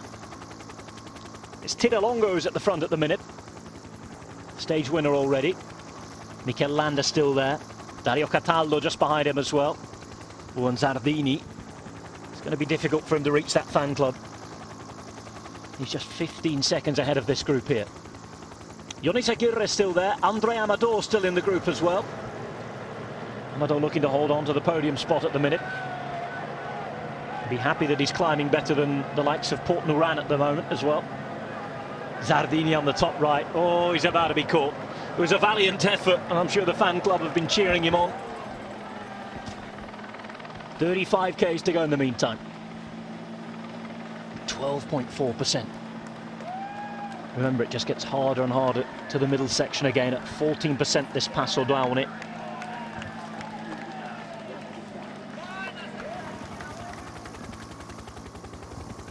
There you go, long live polenta. Costa Rican fans on the right-hand side of the road there with their national flag. Lots of talk about André Amador, and it really is a special performance from him so far. As I said yesterday, his family's flown over. He's front page news and top of the news as well back in Costa Rica at the moment. Who should be front page news? Mick Rogers turned himself into a fantastic mountain domestique over the last few years. Yes, well, we see it last year in the Tour of France already. He was impressive, and this Giro he's been really, tremendous help to Contador.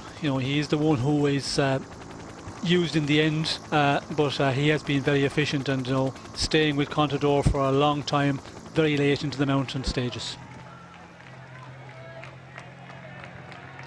Brent Buckwalter drifting back towards the peloton. In the meantime, at the front of the race, they're on the hardest section, 14%.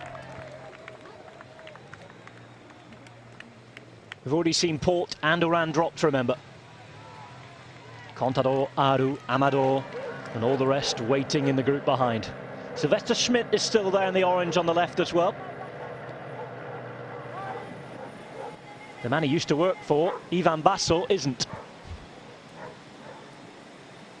It's funny, you look at the list of Tinkoff-Saxo riders and you would think that Basso would be the last man. Well, you would be expecting on performances, his climbing ability, but he is a little bit off that pace. But he is doing quite a lot of work in the earlier part, so I think they know that, and he knows that he's not capable of staying with Contador in the later stages, so he's doing his work in the earlier part of the day. And of course, if you do that, well, then you're going to be in difficulty as you go further into the stage, and your job is done a long ways from the finish. Heading towards the only climb in the Dolomites in this Giro d'Italia, Madonna di Campiglio. Plenty more to come in week 3 as well. Remember, Colle delle Finestre, Sestriere, mountains that are going to act as the supreme court in the final race verdict.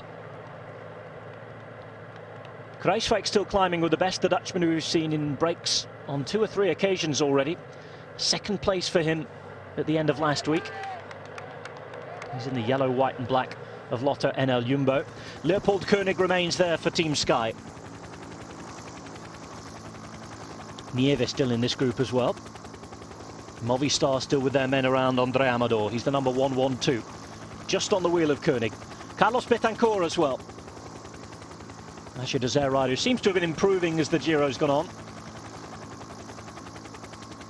Might not be a bad man to look at for a stage win later in the week.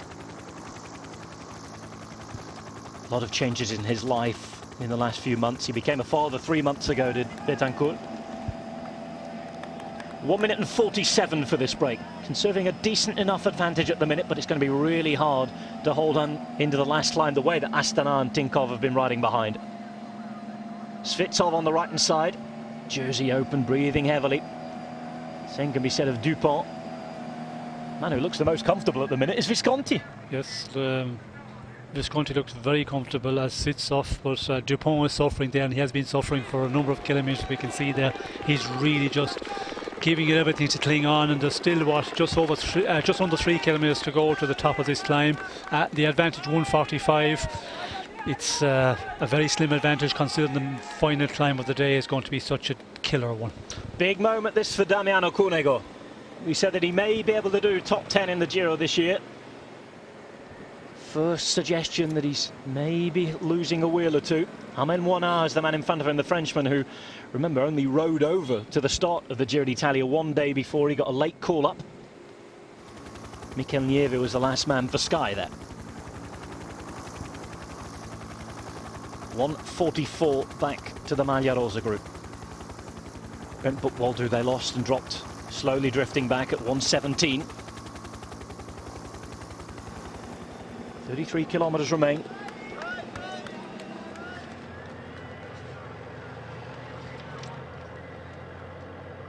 Means there are 2.5 kilometres of climbing remaining. Tiralonga doing a good job. A little further back down the road. Jürgen van den Broek is going well, isn't he? Still in this group. Yes. Ridden himself into this Giro d'Italia at 4 minutes and 17. 5th place at the minute. Top 5 realistic for him, you'd have to say. Yes, he is riding well, and yesterday a good time trial. So, you know, he's holding up there well. It'll be interesting today in the final climb, you know, will he be able to stay up there and hold on to that position? But when you look around him, you know, ʻdʒiːro, Landa, I don't know if, you know, they're going to be any better on this final climb. The interesting one is there, the leading group of big favourites. Kreuziger doesn't seem to be there. It's Mick Rogers we can see here, but Kreuziger seemed to have slipped out of this group altogether, and he was in 9th place in general classification, and he would be the rider you'd expect to be with Contador right to the very end.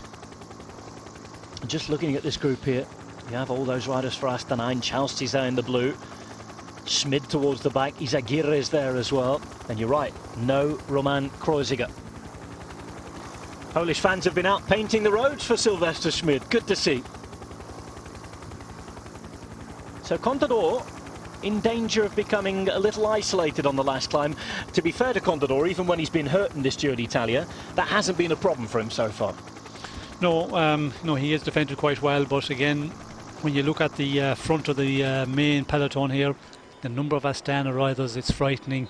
And for Contador, it's always nice to have, you know, at least 1 or 2 teammates around you. And you would expect Kreuziger to be there because he hasn't been working the earlier part. He's the man who is, you know, spared to go through to the very end, or as close to the very end of the stage as possible, as Mick Rogers is as well. But Rogers here, we can see, you know, he is you know, very consistent, having a great Giro here, and still up there in the very front. But Kreuziger is the one. Surprising to see him missing out this group already. But again, you know, you look at the riders we have lost, you know, Rigoberto Urán, so it just tells, if you're a little bit suffering after the time trial, you haven't recovered fully, you get caught out pretty quickly. We've had La Frica already. We're halfway up the climb, towards the top of the climb now of Passo d'Aone. After that's a sharp descent into Pinzolo, an intermediate sprint, and then that final climb to Madonna di Campiglio. Not sure Chase is the right description of Brent Walter at the minute. More like Slider, on his way back to the group on the right-hand side at the bottom of your screens. 32.7 kilometres to go to the finish today, but a long, long climb to Madonna di Campiglio. In terms of the gradient, it's the climb they're on now that's the hardest of the day. Svitsov looking fairly good. Digging down. Visconti, alongside him, looks as though he might just be on one of those days where we've seen Visconti go on long, long rides to the finish. It's going to be so difficult though, because Astana have bodies behind.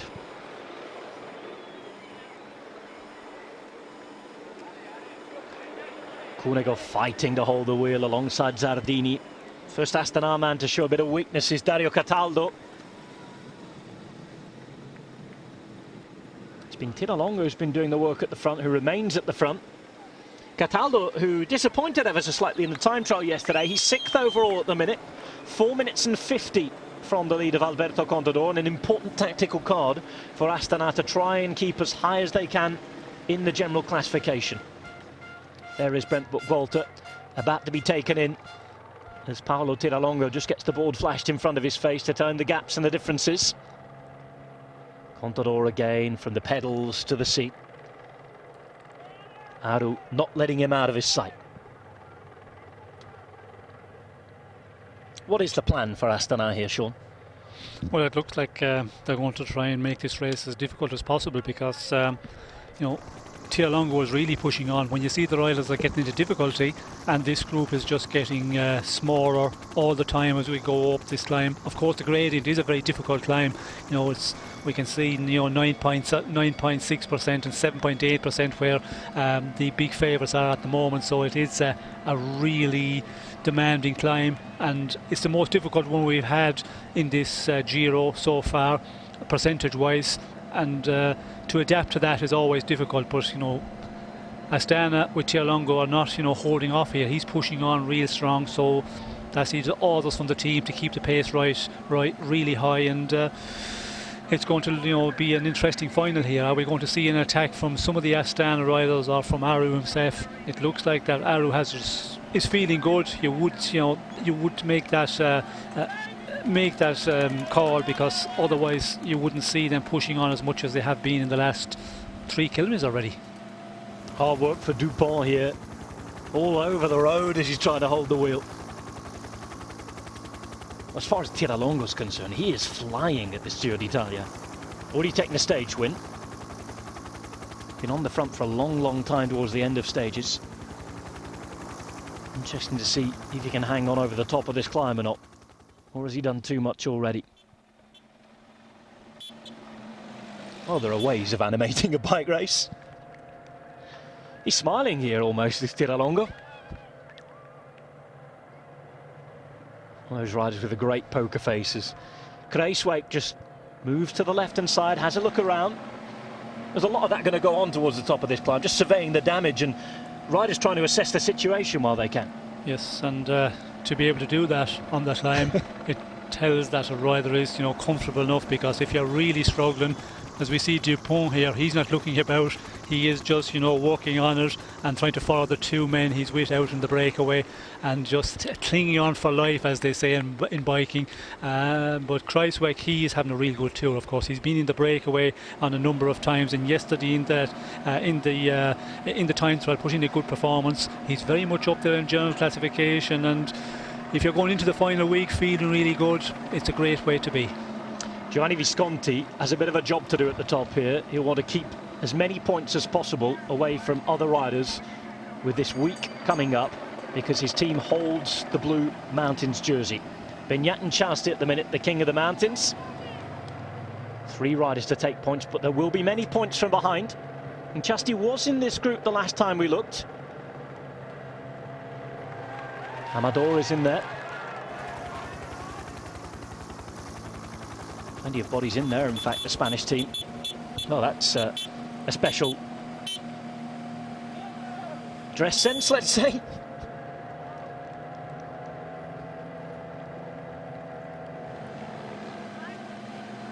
Back to standard superhero fare now. I'm sure we're going to see the bandanas and the pirate flags. There we go, the first Marco Pantani lookalike.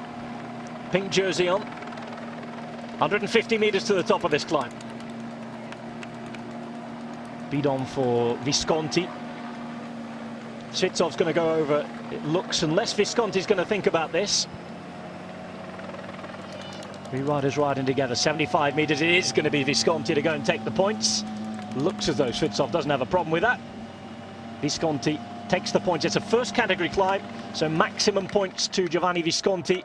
Movistar keeping as many as possible in the team. You can see newspapers, pink Gazzetta dello Sport newspapers being handed out for the descent for everybody. Of course, for the guys out the front, a lot of different temperature sensations. We've still got quite a bit of snow up towards the top, Sean, and in the descent, if you've not got time to get a gilet, newspaper's the next best thing, isn't it? Yes, well, I think the newspaper is the easy one to get. You know, you just take it from a team helper or from the spectators, and you just stuff it up under your jersey, where the gilet is more difficult to get on. It takes a bit more time, and you only need it for the first number of kilometres, so it's easy to get it out again. And it just tells that, you know, the altitude at the moment has to be a little bit cool, otherwise the riders would not be taking it. So but it's always, you know, to take precaution. Dear oh dear, Stefano Pirazzi with a mechanical. Won't be attacking today, Sean. Well, not a time to have a mechanical exactly where he is. Was he in that leading group with the big favourites? It looks like that he could have been, because with the TV cameras, and we can see Chasti going for the... Chasti on the attack, pardon me. Chasti looking to mop up those points. Looks behind. He'll still be able to extend his lead. Betancourt coming up behind as well, and Kruijswijk, which just gives you an idea as to their intentions for the rest of this week, Sean. Yes, well, if you're up there in the classification at the moment, and you can get into the breakaways, well, then the mountain classification for all of those riders we see at the moment, I think they're all thinking of the going for this jersey overall. Mountain stages left after this as well, as it is. Tiralongo leads them over the top, and this is all that's left. All that remains of this group. There's Mikel Nieve, ever so slightly distanced towards the back, but on the descent, no problem to stay on. So the penultimate climb of the day remains just a descent now, and then the final ascent to Madonna di Campiglio, and all the history that it brings with it. Just less than 30 k's to go on stage 15.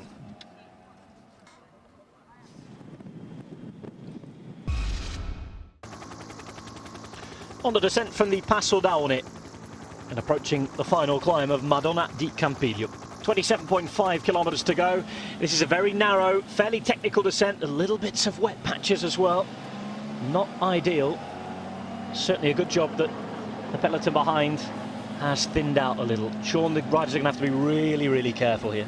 Yes, well, you can see under the trees a lot of damp patches, and it is a very technical descent. You know, there's a lot of very tight corners, hairpins on it, and we can see here, you know, our three leaders. Dupont is actually out in front at the moment. He was the one who was a difficulty on the climb itself, but making a good descent here, and keep a couple of bike lengths behind the rider in front of you is a good thing to do, because you can you can see what way he's taking the corner, you know what's coming up, and you have a little bit of room between the guy in front of you. If there's some problem for him, you can, you know, correct the situation. Into the trees. We'll be hoping that all the sap and things that come off the leaves don't make it slippy. 1:18 is the gap at the minute from the 3 back to the pink jersey.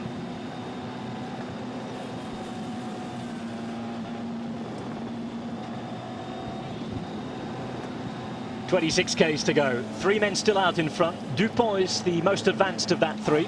Just behind him you have the Movistar rider Giovanni Visconti, and at the back here the Belarusian rider for Team Sky, Konstantin Svitsov. It's narrow, worrying descent. Very, very technical, wet patches on the road, little bits of problems with the road surface, and it looks as though behind, Kruijswijk and Betancourt trying to get involved after 3.5 hours of racing. For the peloton, it's all about getting down safe and just making sure that they can regroup again at the bottom for that final ascent to Madonna di Campiglio. Yes, well, the general classification meant the men at the very top are going to, you know, try and get down it as safe as possible, and their team mates are going to try and, you know, just take control of the front. And if somebody wants to go off the front with the race situation at the moment, the main thing is, you know, not to panic, not to try and chase somebody like Kruijswijk, for example. You know, if he's going a little bit too fast for your comfort, well, then you just allow him to, you know, go on out there, and you will pick him up later on. But as we can see, because of the technical descent, wet patches, a lot of gaps appearing in the front of what's left of the main peloton. Exactly, what is left of it, because Alberto Contador has just one teammate left. That is Mick Rogers.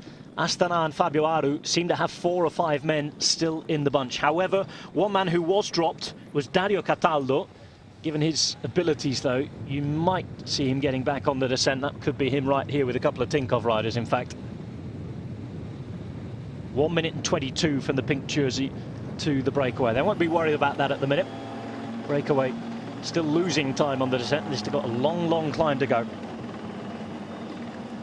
The way it's shaping up, though, Sean, it certainly looks as though the stage is going to be won by somebody wanting to win the pink jersey overall. Well, it's going to be a fight for the stage victory between that group. Oh, and a mechanical, pardon me, on the way down. Mechanical for Van den Broek.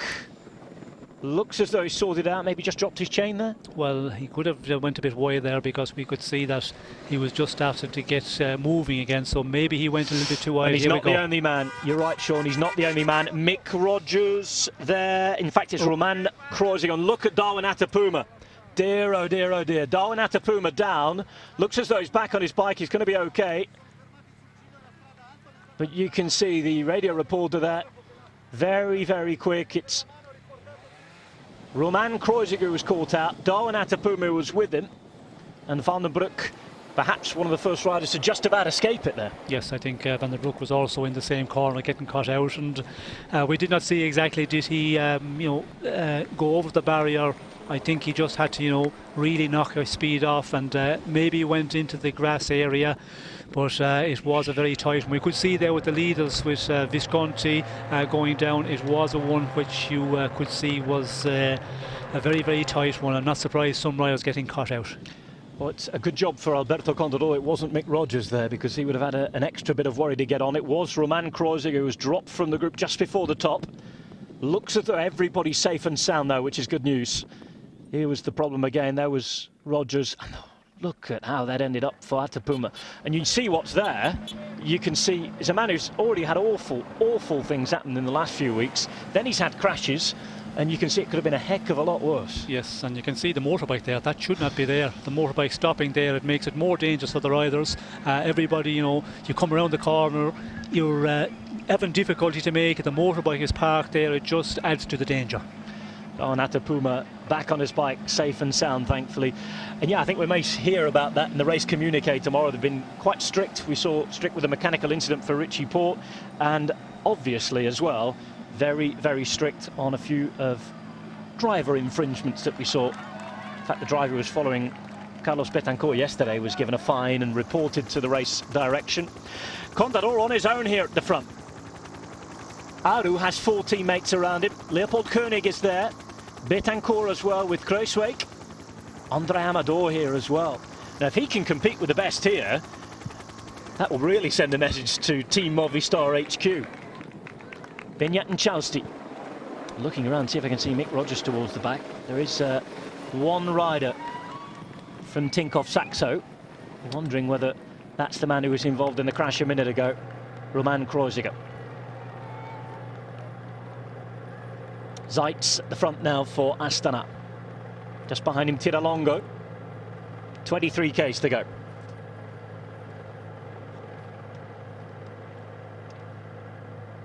The final climb begins at Pinzolo. Intermediate sprint there.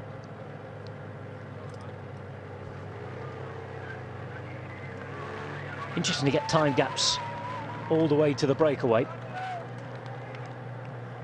Amador still in this group. What is clear though, Sean, is that Contador's been isolated. Yes, we cannot see a Tinkoff rider there, so it'll be interesting to see how far off they are. We can see riders are in between here. The Astana riders, Tiralongo, have a look about there to see what the situation is, and they are the ones in the driving seat at the moment, because they have the numbers here, and you know, they're going to have to try and push on here. But Contador on the final climb, of course, he is riding so well, he shouldn't have any difficulty. But again, it's concerning times, because if you have a mechanical, and that is the question, the team cars are a long ways off, because we did see in that descent a lot of gaps there, so it's going to take a bit of time before the team cars make it back up to the group of favourites. Well, at the minute it's Contador versus Astana behind. 55 seconds for these guys. Sky might be better positioned than you think as well, with Svitsov up there at the front. I wonder if he's anything left to use for his man behind Koenig. In the meantime, another man perhaps affected by the crash was Igor Anton. Just getting medicated by the car there. And here we can see Rogers and the teammate of Contador, who you would be expecting to be up here, Kreuziger. So they're quite a bit down, because they're just in front of the team cars, and we can see Astana are just really up on the pace now. They know there's an opportunity here with 5 of Astana, 4 including Aru, of course. Koenig right on the wheel there. Looks good. Contador on his own. Betancourt is there as well. Moinard looks to be there for BMC. You've got Kruijswijk, Andre Amador, who for me is the sensation of this Giro d'Italia so far. Van der Broek there as well. Yuri Trofimov, who's at 7 minutes and 1 second in 13th place. And the rider from Française des Jeux will be Alexandre Geniez. I'm pretty sure about that. Caruso maybe for BMC as well. Certainly on performance, he should be there. Bidon to take for Konstantin Svitsov. Wonder if he's taken one for his teammate who's coming up behind as well.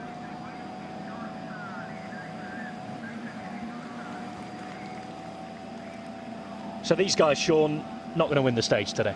No, it's not looking that way. With the way Astana are pulling on at the moment, they're really driving on, and 44 seconds advantage. We could see Sitsov there taking 2 bottles at this distance from the finish. You don't need that. He's thinking of his teammate coming up, and a very good way to do it, because on the descent he knows that the team car is not able to get near him, so he's stocking up for his teammate. Leopold Koenig behind. We're heading to Pinzolo and the final climb of the day.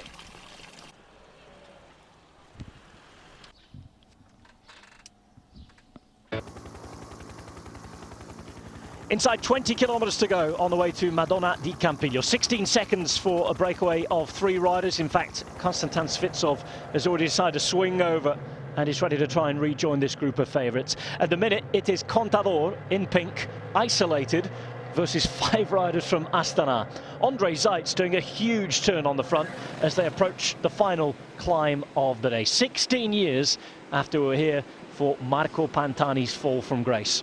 André Amador still in the group. There is Fabio Aru, second overall, the white jersey, 2 minutes and 28 seconds off the pink of Alberto Contador. 24 just behind him.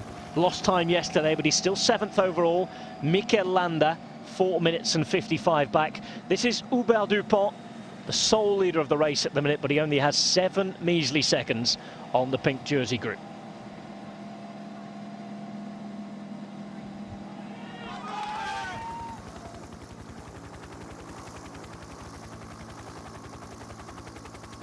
Contador in pink.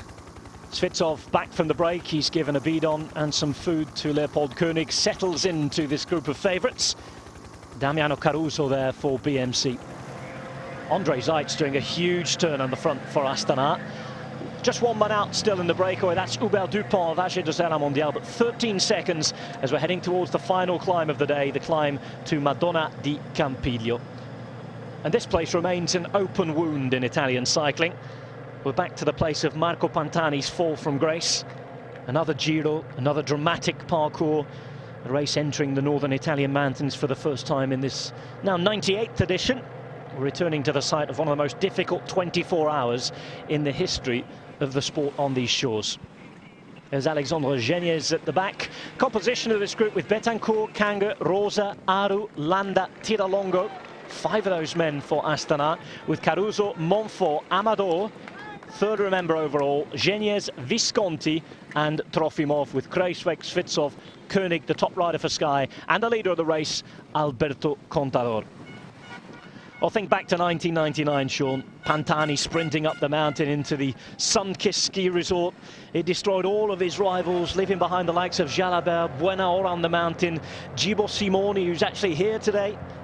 Contador takes a final bidon, well inside 20 Ks to go. But of course, Ivan Gotti was there that day as well. He'd eventually be proclaimed winner on that 99 Giro. Pantani excluded the following morning for a high hematocrit level. The image of a distraught, lost and damaged Pantani left the hotel. This man watching on back then, one of his idols.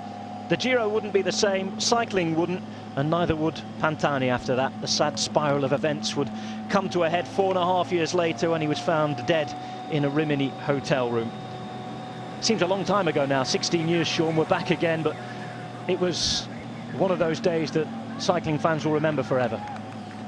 Well, I think it will be something all cycling fans will remember forever. Unfortunately, for Pantani, it was the start of, of the bad times, and something he never recovered from. That is certain. And when we see, the performance he put up there, it will, live on forever in the history of cycling.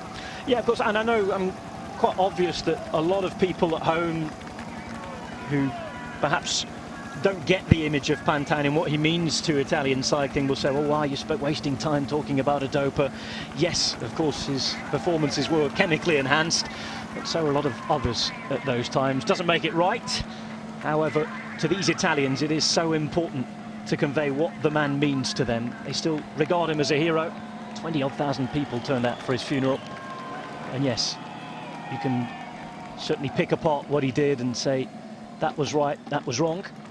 But of course the memory of Pantani lives on in this part of the world. 16.2 Ks to go. 18 seconds now for Dupont. Intermediate sprint time. And we're about to begin that final climb.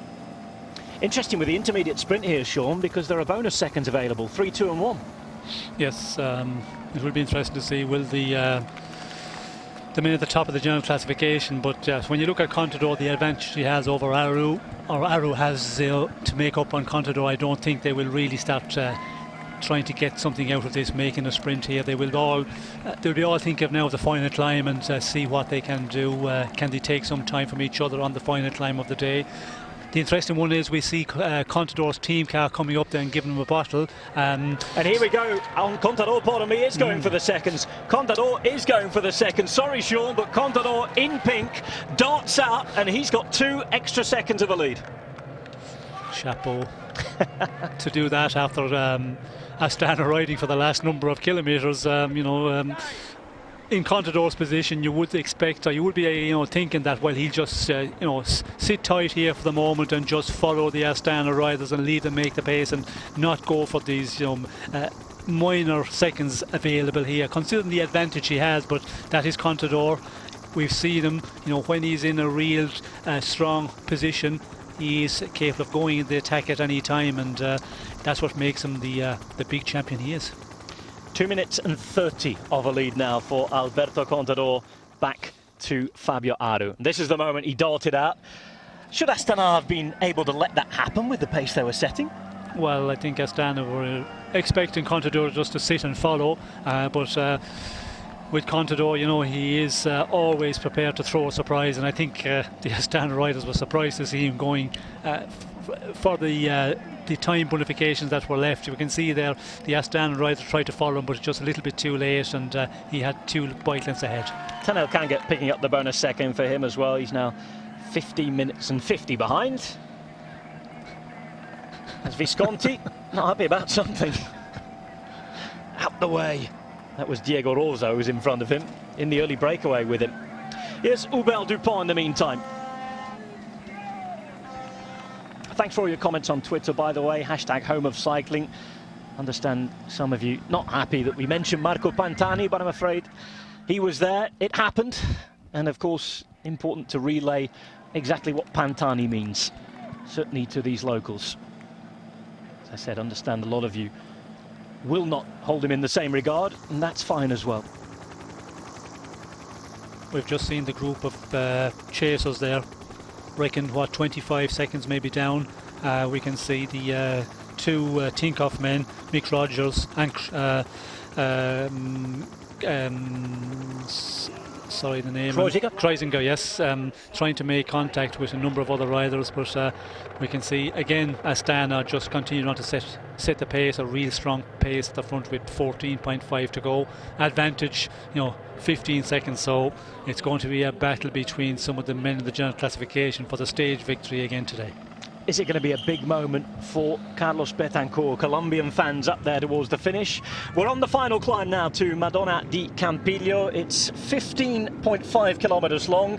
It has an average of 5.9%, but ramps up to 12% in the final 2-3 kilometers. This is how we stand going into the final climb today. 2 minutes and 30 of a lead now for Contador, who's picked up 2 bonus seconds but remains isolated by an Astana team who look, Sean, to be trying to set it all the way up for Fabio Aru. Andrea Amador, 3rd at the minute, still in this group behind.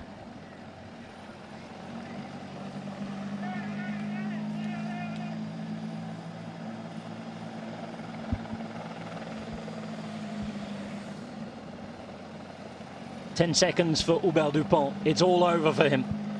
And it's all together in the group of favourites behind. Remember, Richie Porte dropped on the penultimate climb today, out of contention.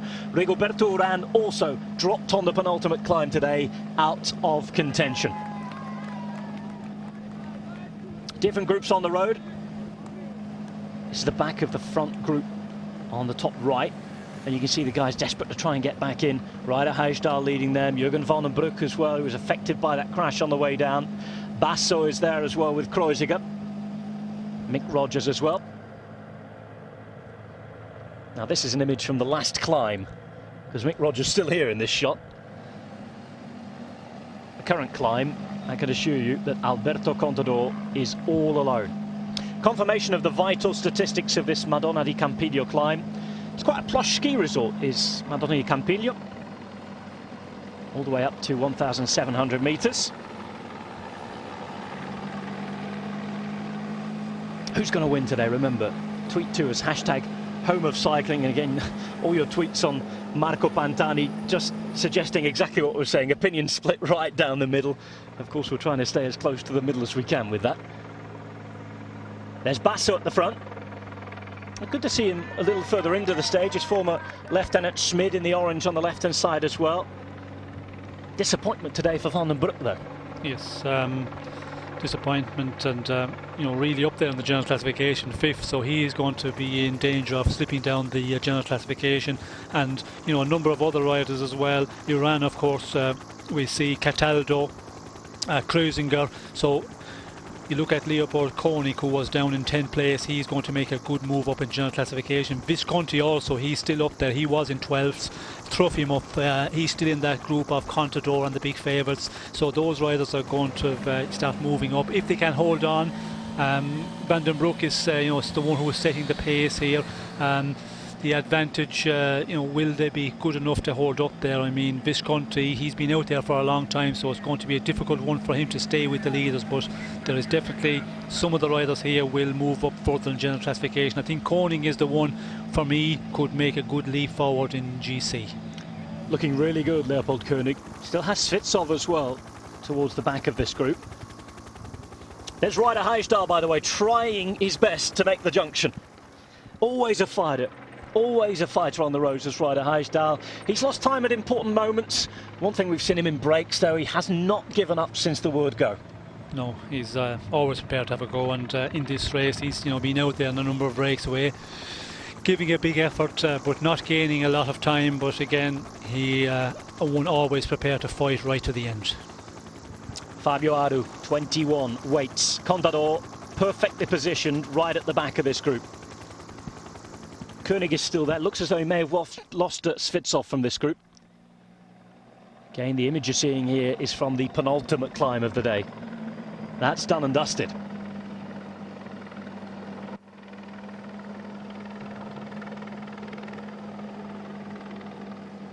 Zeitz and Kanga have been working so hard. It's Zeitz on the front at the minute. Just behind him, you can see already a stage winner at this Giro, Paolo Tiralongo. On the right-hand side with his jersey unzipped is Tanel Kangat, the Estonian. Just behind him, Fabio Aru. And you also have Mikel Landa. Amador, Movistar jersey, just in conversation with Caruso there. Say the pace this time, I'm surprised there can be conversations, Sean. Looking really good, though, for the Costa Rican.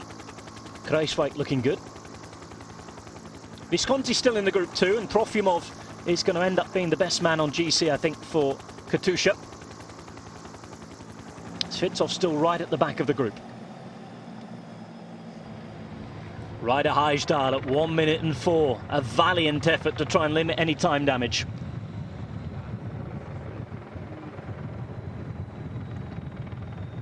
.4 Ks to go. The ramps fairly similar for the first 10 kilometers of this climb. It's a 6.4% average for the first 10 Ks. So it's certainly not otherworldly, is it, Sean? It's not something particularly special. It's what's come before and all the Giro we've had up to now that could make the difference in the legs. Yes, it's a combination of, fatigue, weather conditions, but when you're going at the pace that Astana are pushing at the moment on the front of the group here, well then it's going to hurt everybody, because they're really, keeping the pace very high. So it's not always the percentage, unless it's, 18-20%, then it gets really difficult. But it's the speed on the final climb and what you've been through already in this race that can be where it really hits riders. And we can see here some riders are having difficulty staying here, other riders seem comfortable. Amador there, he came up and he was speaking with Caruso. He seemed to be very relaxed actually, and very comfortable at the moment, so that is a good sign. Where there's other riders I think they're just hanging here. We can see Dupont here, who is just clinging on, and he has been doing a lot of that today.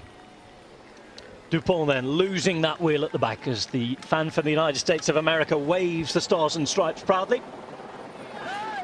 Pink jerseyed up as well next to them. Aru would certainly love to be back in pink in Milan a week today. It's going to take a big effort. He is 2 minutes and 30 down.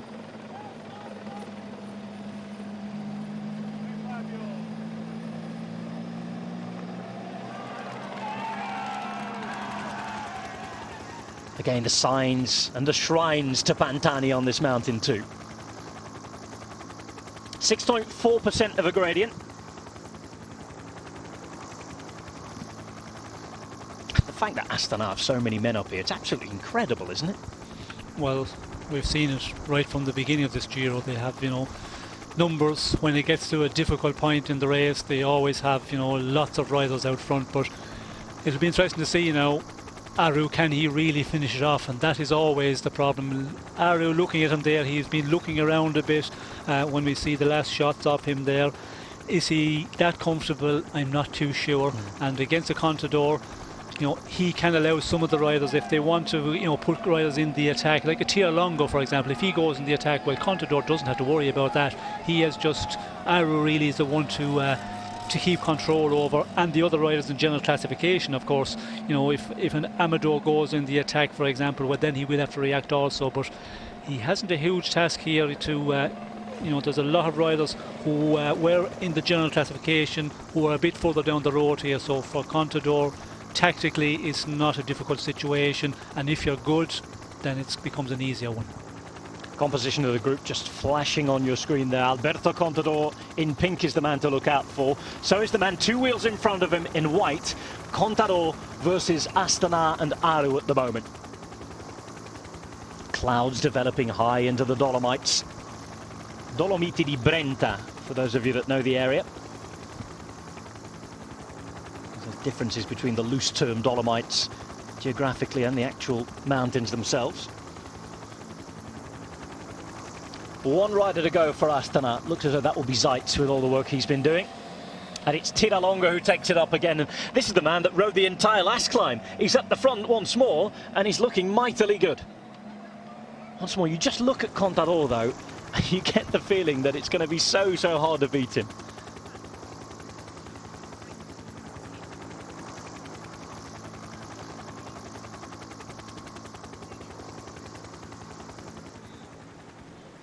Giovanni Visconti still on the back. Just in front of him, it's the man from Lotto Sudal 107. Maxime Montfort is at 6 minutes and 1 second. Looks as though if he stays with this group any longer, he may be riding himself into the top 10. ʻdʒiːro on the right-hand side, just over 10 kilometres to go. The first 10 kilometres of this climb, of which 5 remain, are at 6.4%. Then we have a couple of kilometres at 2.8%. It's almost a false flat before it begins again and gets a little steeper towards the end. There's that ramp at 14%. The way things are going, Sean, ʻdʒiːro is going to still have to put a very special performance in to attack Alberto Contador, because the way that Contador's been looking the last few days, you can see that ramp of 12% coming up, a couple of kilometres from the finish, and it's hard not to see Contador just taking off and gaining time on ʻdʒiːro again. Something's going to have to change in how it's gone so far. Well, that's what you would be expecting Contador to, you know, dominate in the final kilometres of this one, but it depends on how he's feeling after his effort yesterday. Maybe, you know, he can be still having some effects of that very, you know, difficult time trial, but everybody has had the time trial yesterday, and we've heard in some of the interviews everybody has started this race at the same time, so they've all been through the same. It's all about, you know, how well you're recovering, and as we know, Contador, he is a real, you know, champion for long stage racing, and normally you would expect Contador to be very strong in the final of this one. But the way Astana are riding, you know, is ʻdʒiːro feeling good? That is the question at the moment. But then there's other riders as well. There's surely going to be an attack from some of the riders further down in the general classification who are in this group. Kreuzweg, for example, is Amador capable of going in the attack? Caruso is also here. There's a number of riders. Koning, of course, he's a bit further down. If he goes in the attack, well, Contador doesn't have to start chasing him immediately, because it's the riders who are in danger of losing the place in general classification will have start chasing. So Contador, as we know, tactically he's a very good one. So for me, he's in a real good position at the moment, because the way Astana are having to ride, they're just eliminating the men slowly, and we still have just 10 kilometres to go, so it's a long way to this finish. 6.6% the gradient at the moment, and we're going to get a look at the final kilometre here, Sean. Not the most difficult that we're going to have this week. Gradient of around 7%. But again, it's all about the tired legs, how you deal with it. Narrow roads, as you can see. One hairpin as we were coming into that final kilometre. And the narrow roads is not going to be a problem, because there will be very few men together. Exactly. So there will be lots of room, as we can see. The hairpins, you know, they won't be going at that rate. It's not like a flat finish where it becomes more of a danger. So this finish is, you know, it's a good finish. But if you're clinging on already 5 or 6 kilometres out, well then this is going to really hurt. And if you're good, you're the one who can dish out the hurt. who will be dishing out the hurt. We're about to find out. Keep it home of cycling here. And we want to hear from you on Twitter. Thanks for all your interactions today. It's been brilliant reading all your questions and opinions. Hashtag home of cycling on Twitter. Less than 10 kilometres to go now on this stage 15 to Madonna di Campiglio of the 98th Giro d'Italia. And remember, as far as the mountains are concerned, we're in the Dolomites today, but this is only the beginning. When we come back after the rest day, we've got that Mortirolo day, Aprica, another huge day. The last time we were in Aprica, it was Ivan Basso who won, and he won the Giro d'Italia when he took the pink jersey off of the shoulders of David Arroyo a few years ago.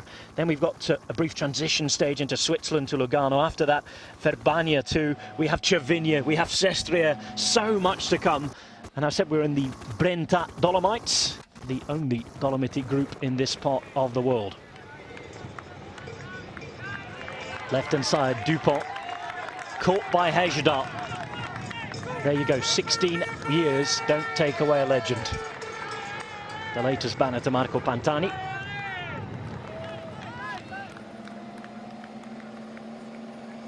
Contador. Aru behind, jersey slightly unzipped, radio still there. Koenig has put in a really good ride today. Started the day in 10th place, 5 minutes and 35 from Contador. Contador, remember, has picked up bonus seconds, so he's at 5:37. Aru now at 2 minutes 30. He promised to fight back in the newspaper today. He said he will attack when he has the legs. His team are riding as if he does have the legs. We're about to find out if that is the case. Tiralongo working really hard here. Caruso still there as well. Great Giro d'Italia that the BMC's going. Visconti still hanging on. Geniez riding himself up towards top 10 too. Geniez 16th at the minute with a few places to catch up. Montfort, Amador, Kreiswijk, Visconti, Trofimov is the man from Russia, and Katusha. In the meantime, Svitsov has been dropped.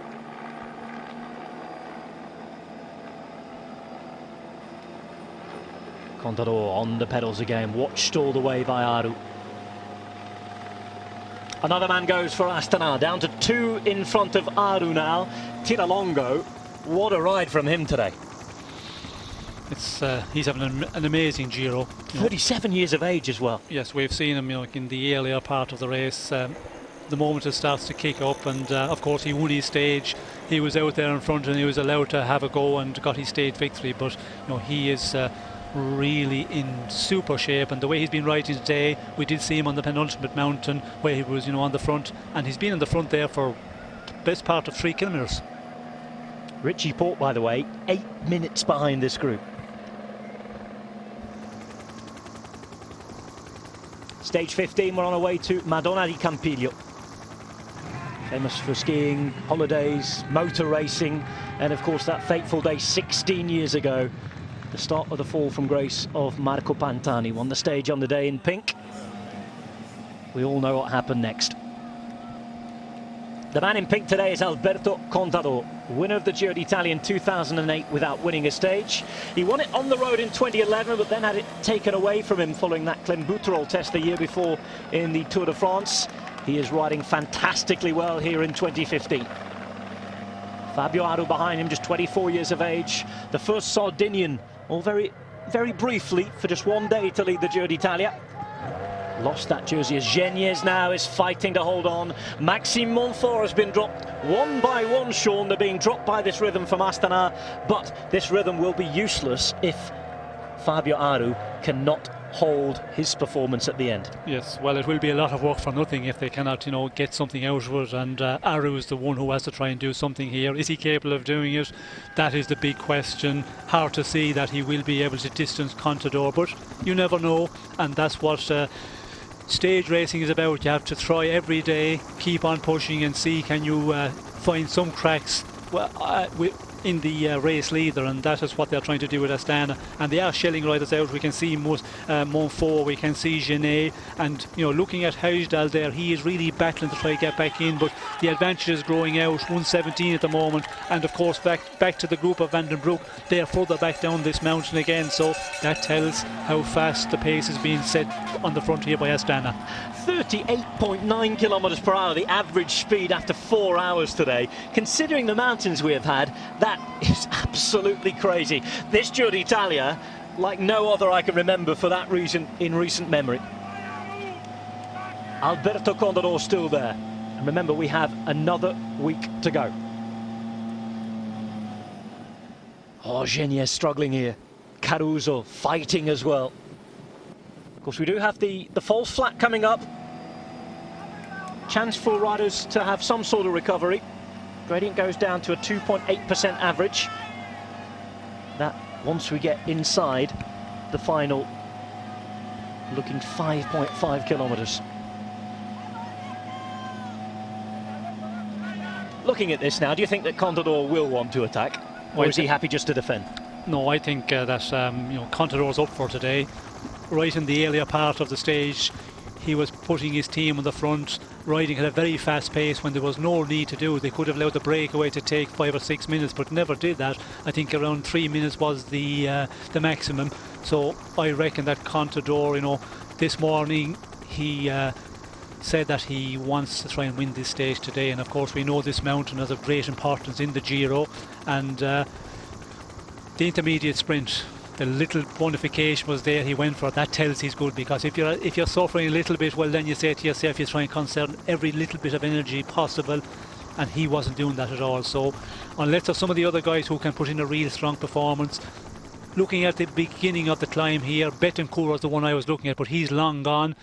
Who else can challenge the likes of Contador or Aru in this one to the finish here? I can't see anybody. Contador came to do the recon here in the winter. It's not too far from where he's actually officially resident now in Lugano. A couple of hours in the car, and of course we'll have a stage finish in his adopted hometown during the middle of next week. He said it isn't a climb that he's particularly worried about, but he was thinking, well, the day after the time trial, the day after the end of another week, he said there'll be guys who are going well, other guys who aren't going well. We just saw Aru radio in, pardon me, as we see the Czech flag for Koenig. Amador still in this group. Man at the front at the minute is Tanil Kangat.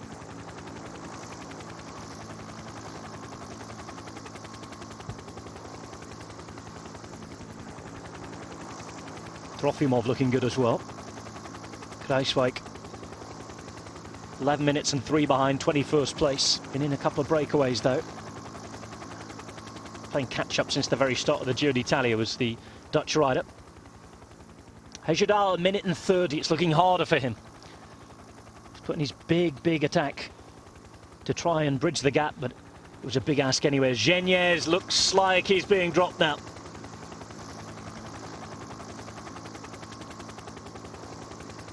Kruijswijk the latest to try and hold the wheel. Just 7 men. 8, pardon me if I can count. 8 men left. 8.5. Geniez. There he is. And you're right, got them inside. If he could just hang on to that false flat, there might be a chance for a recovery here. Well, he's hanging for a long time, and we can see there he's just fighting. Lost a bit of contact a bit earlier. Managed to, fight his way back into the end of this group, but the moment there's a little bit of up in pace, and we can see, I think he's just going to lose more and more from here on, because just haven't got anything left. Nicola Ruffoni fan club. It's a shame that he climbed off at the start of the day.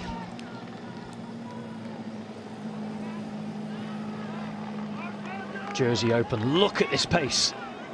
Here goes Landa now. Reda Huisdal, who has with him Paolo Tiralongo. Huisdal throwing another gel down his throat. Here goes Landa then. Contador to follow. First little drag to the right. The attacks may not be far off.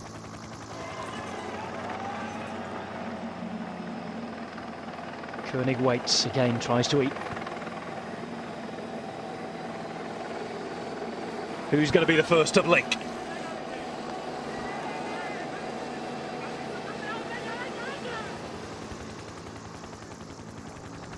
Six kilometers to go. Basque fans on the side of the road.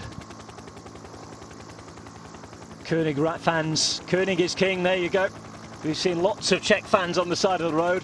He's having a great ride for Sky, and he's the de facto leader now. Richie Porte around 8-9 minutes behind this group, we're told, on the road. 1:42 back to Heystal. He's not going to bridge the gap. It's Fabio Aru and Astana with two men with him. Kangut doing the work, the Estonian at the minute. Landa behind him, the pink jersey, the leader of Alberto Contador, and of course in front of him, as the Leo Koenig fans go crazy, we're waiting for which of the GC guys is going to go crazy here. Aru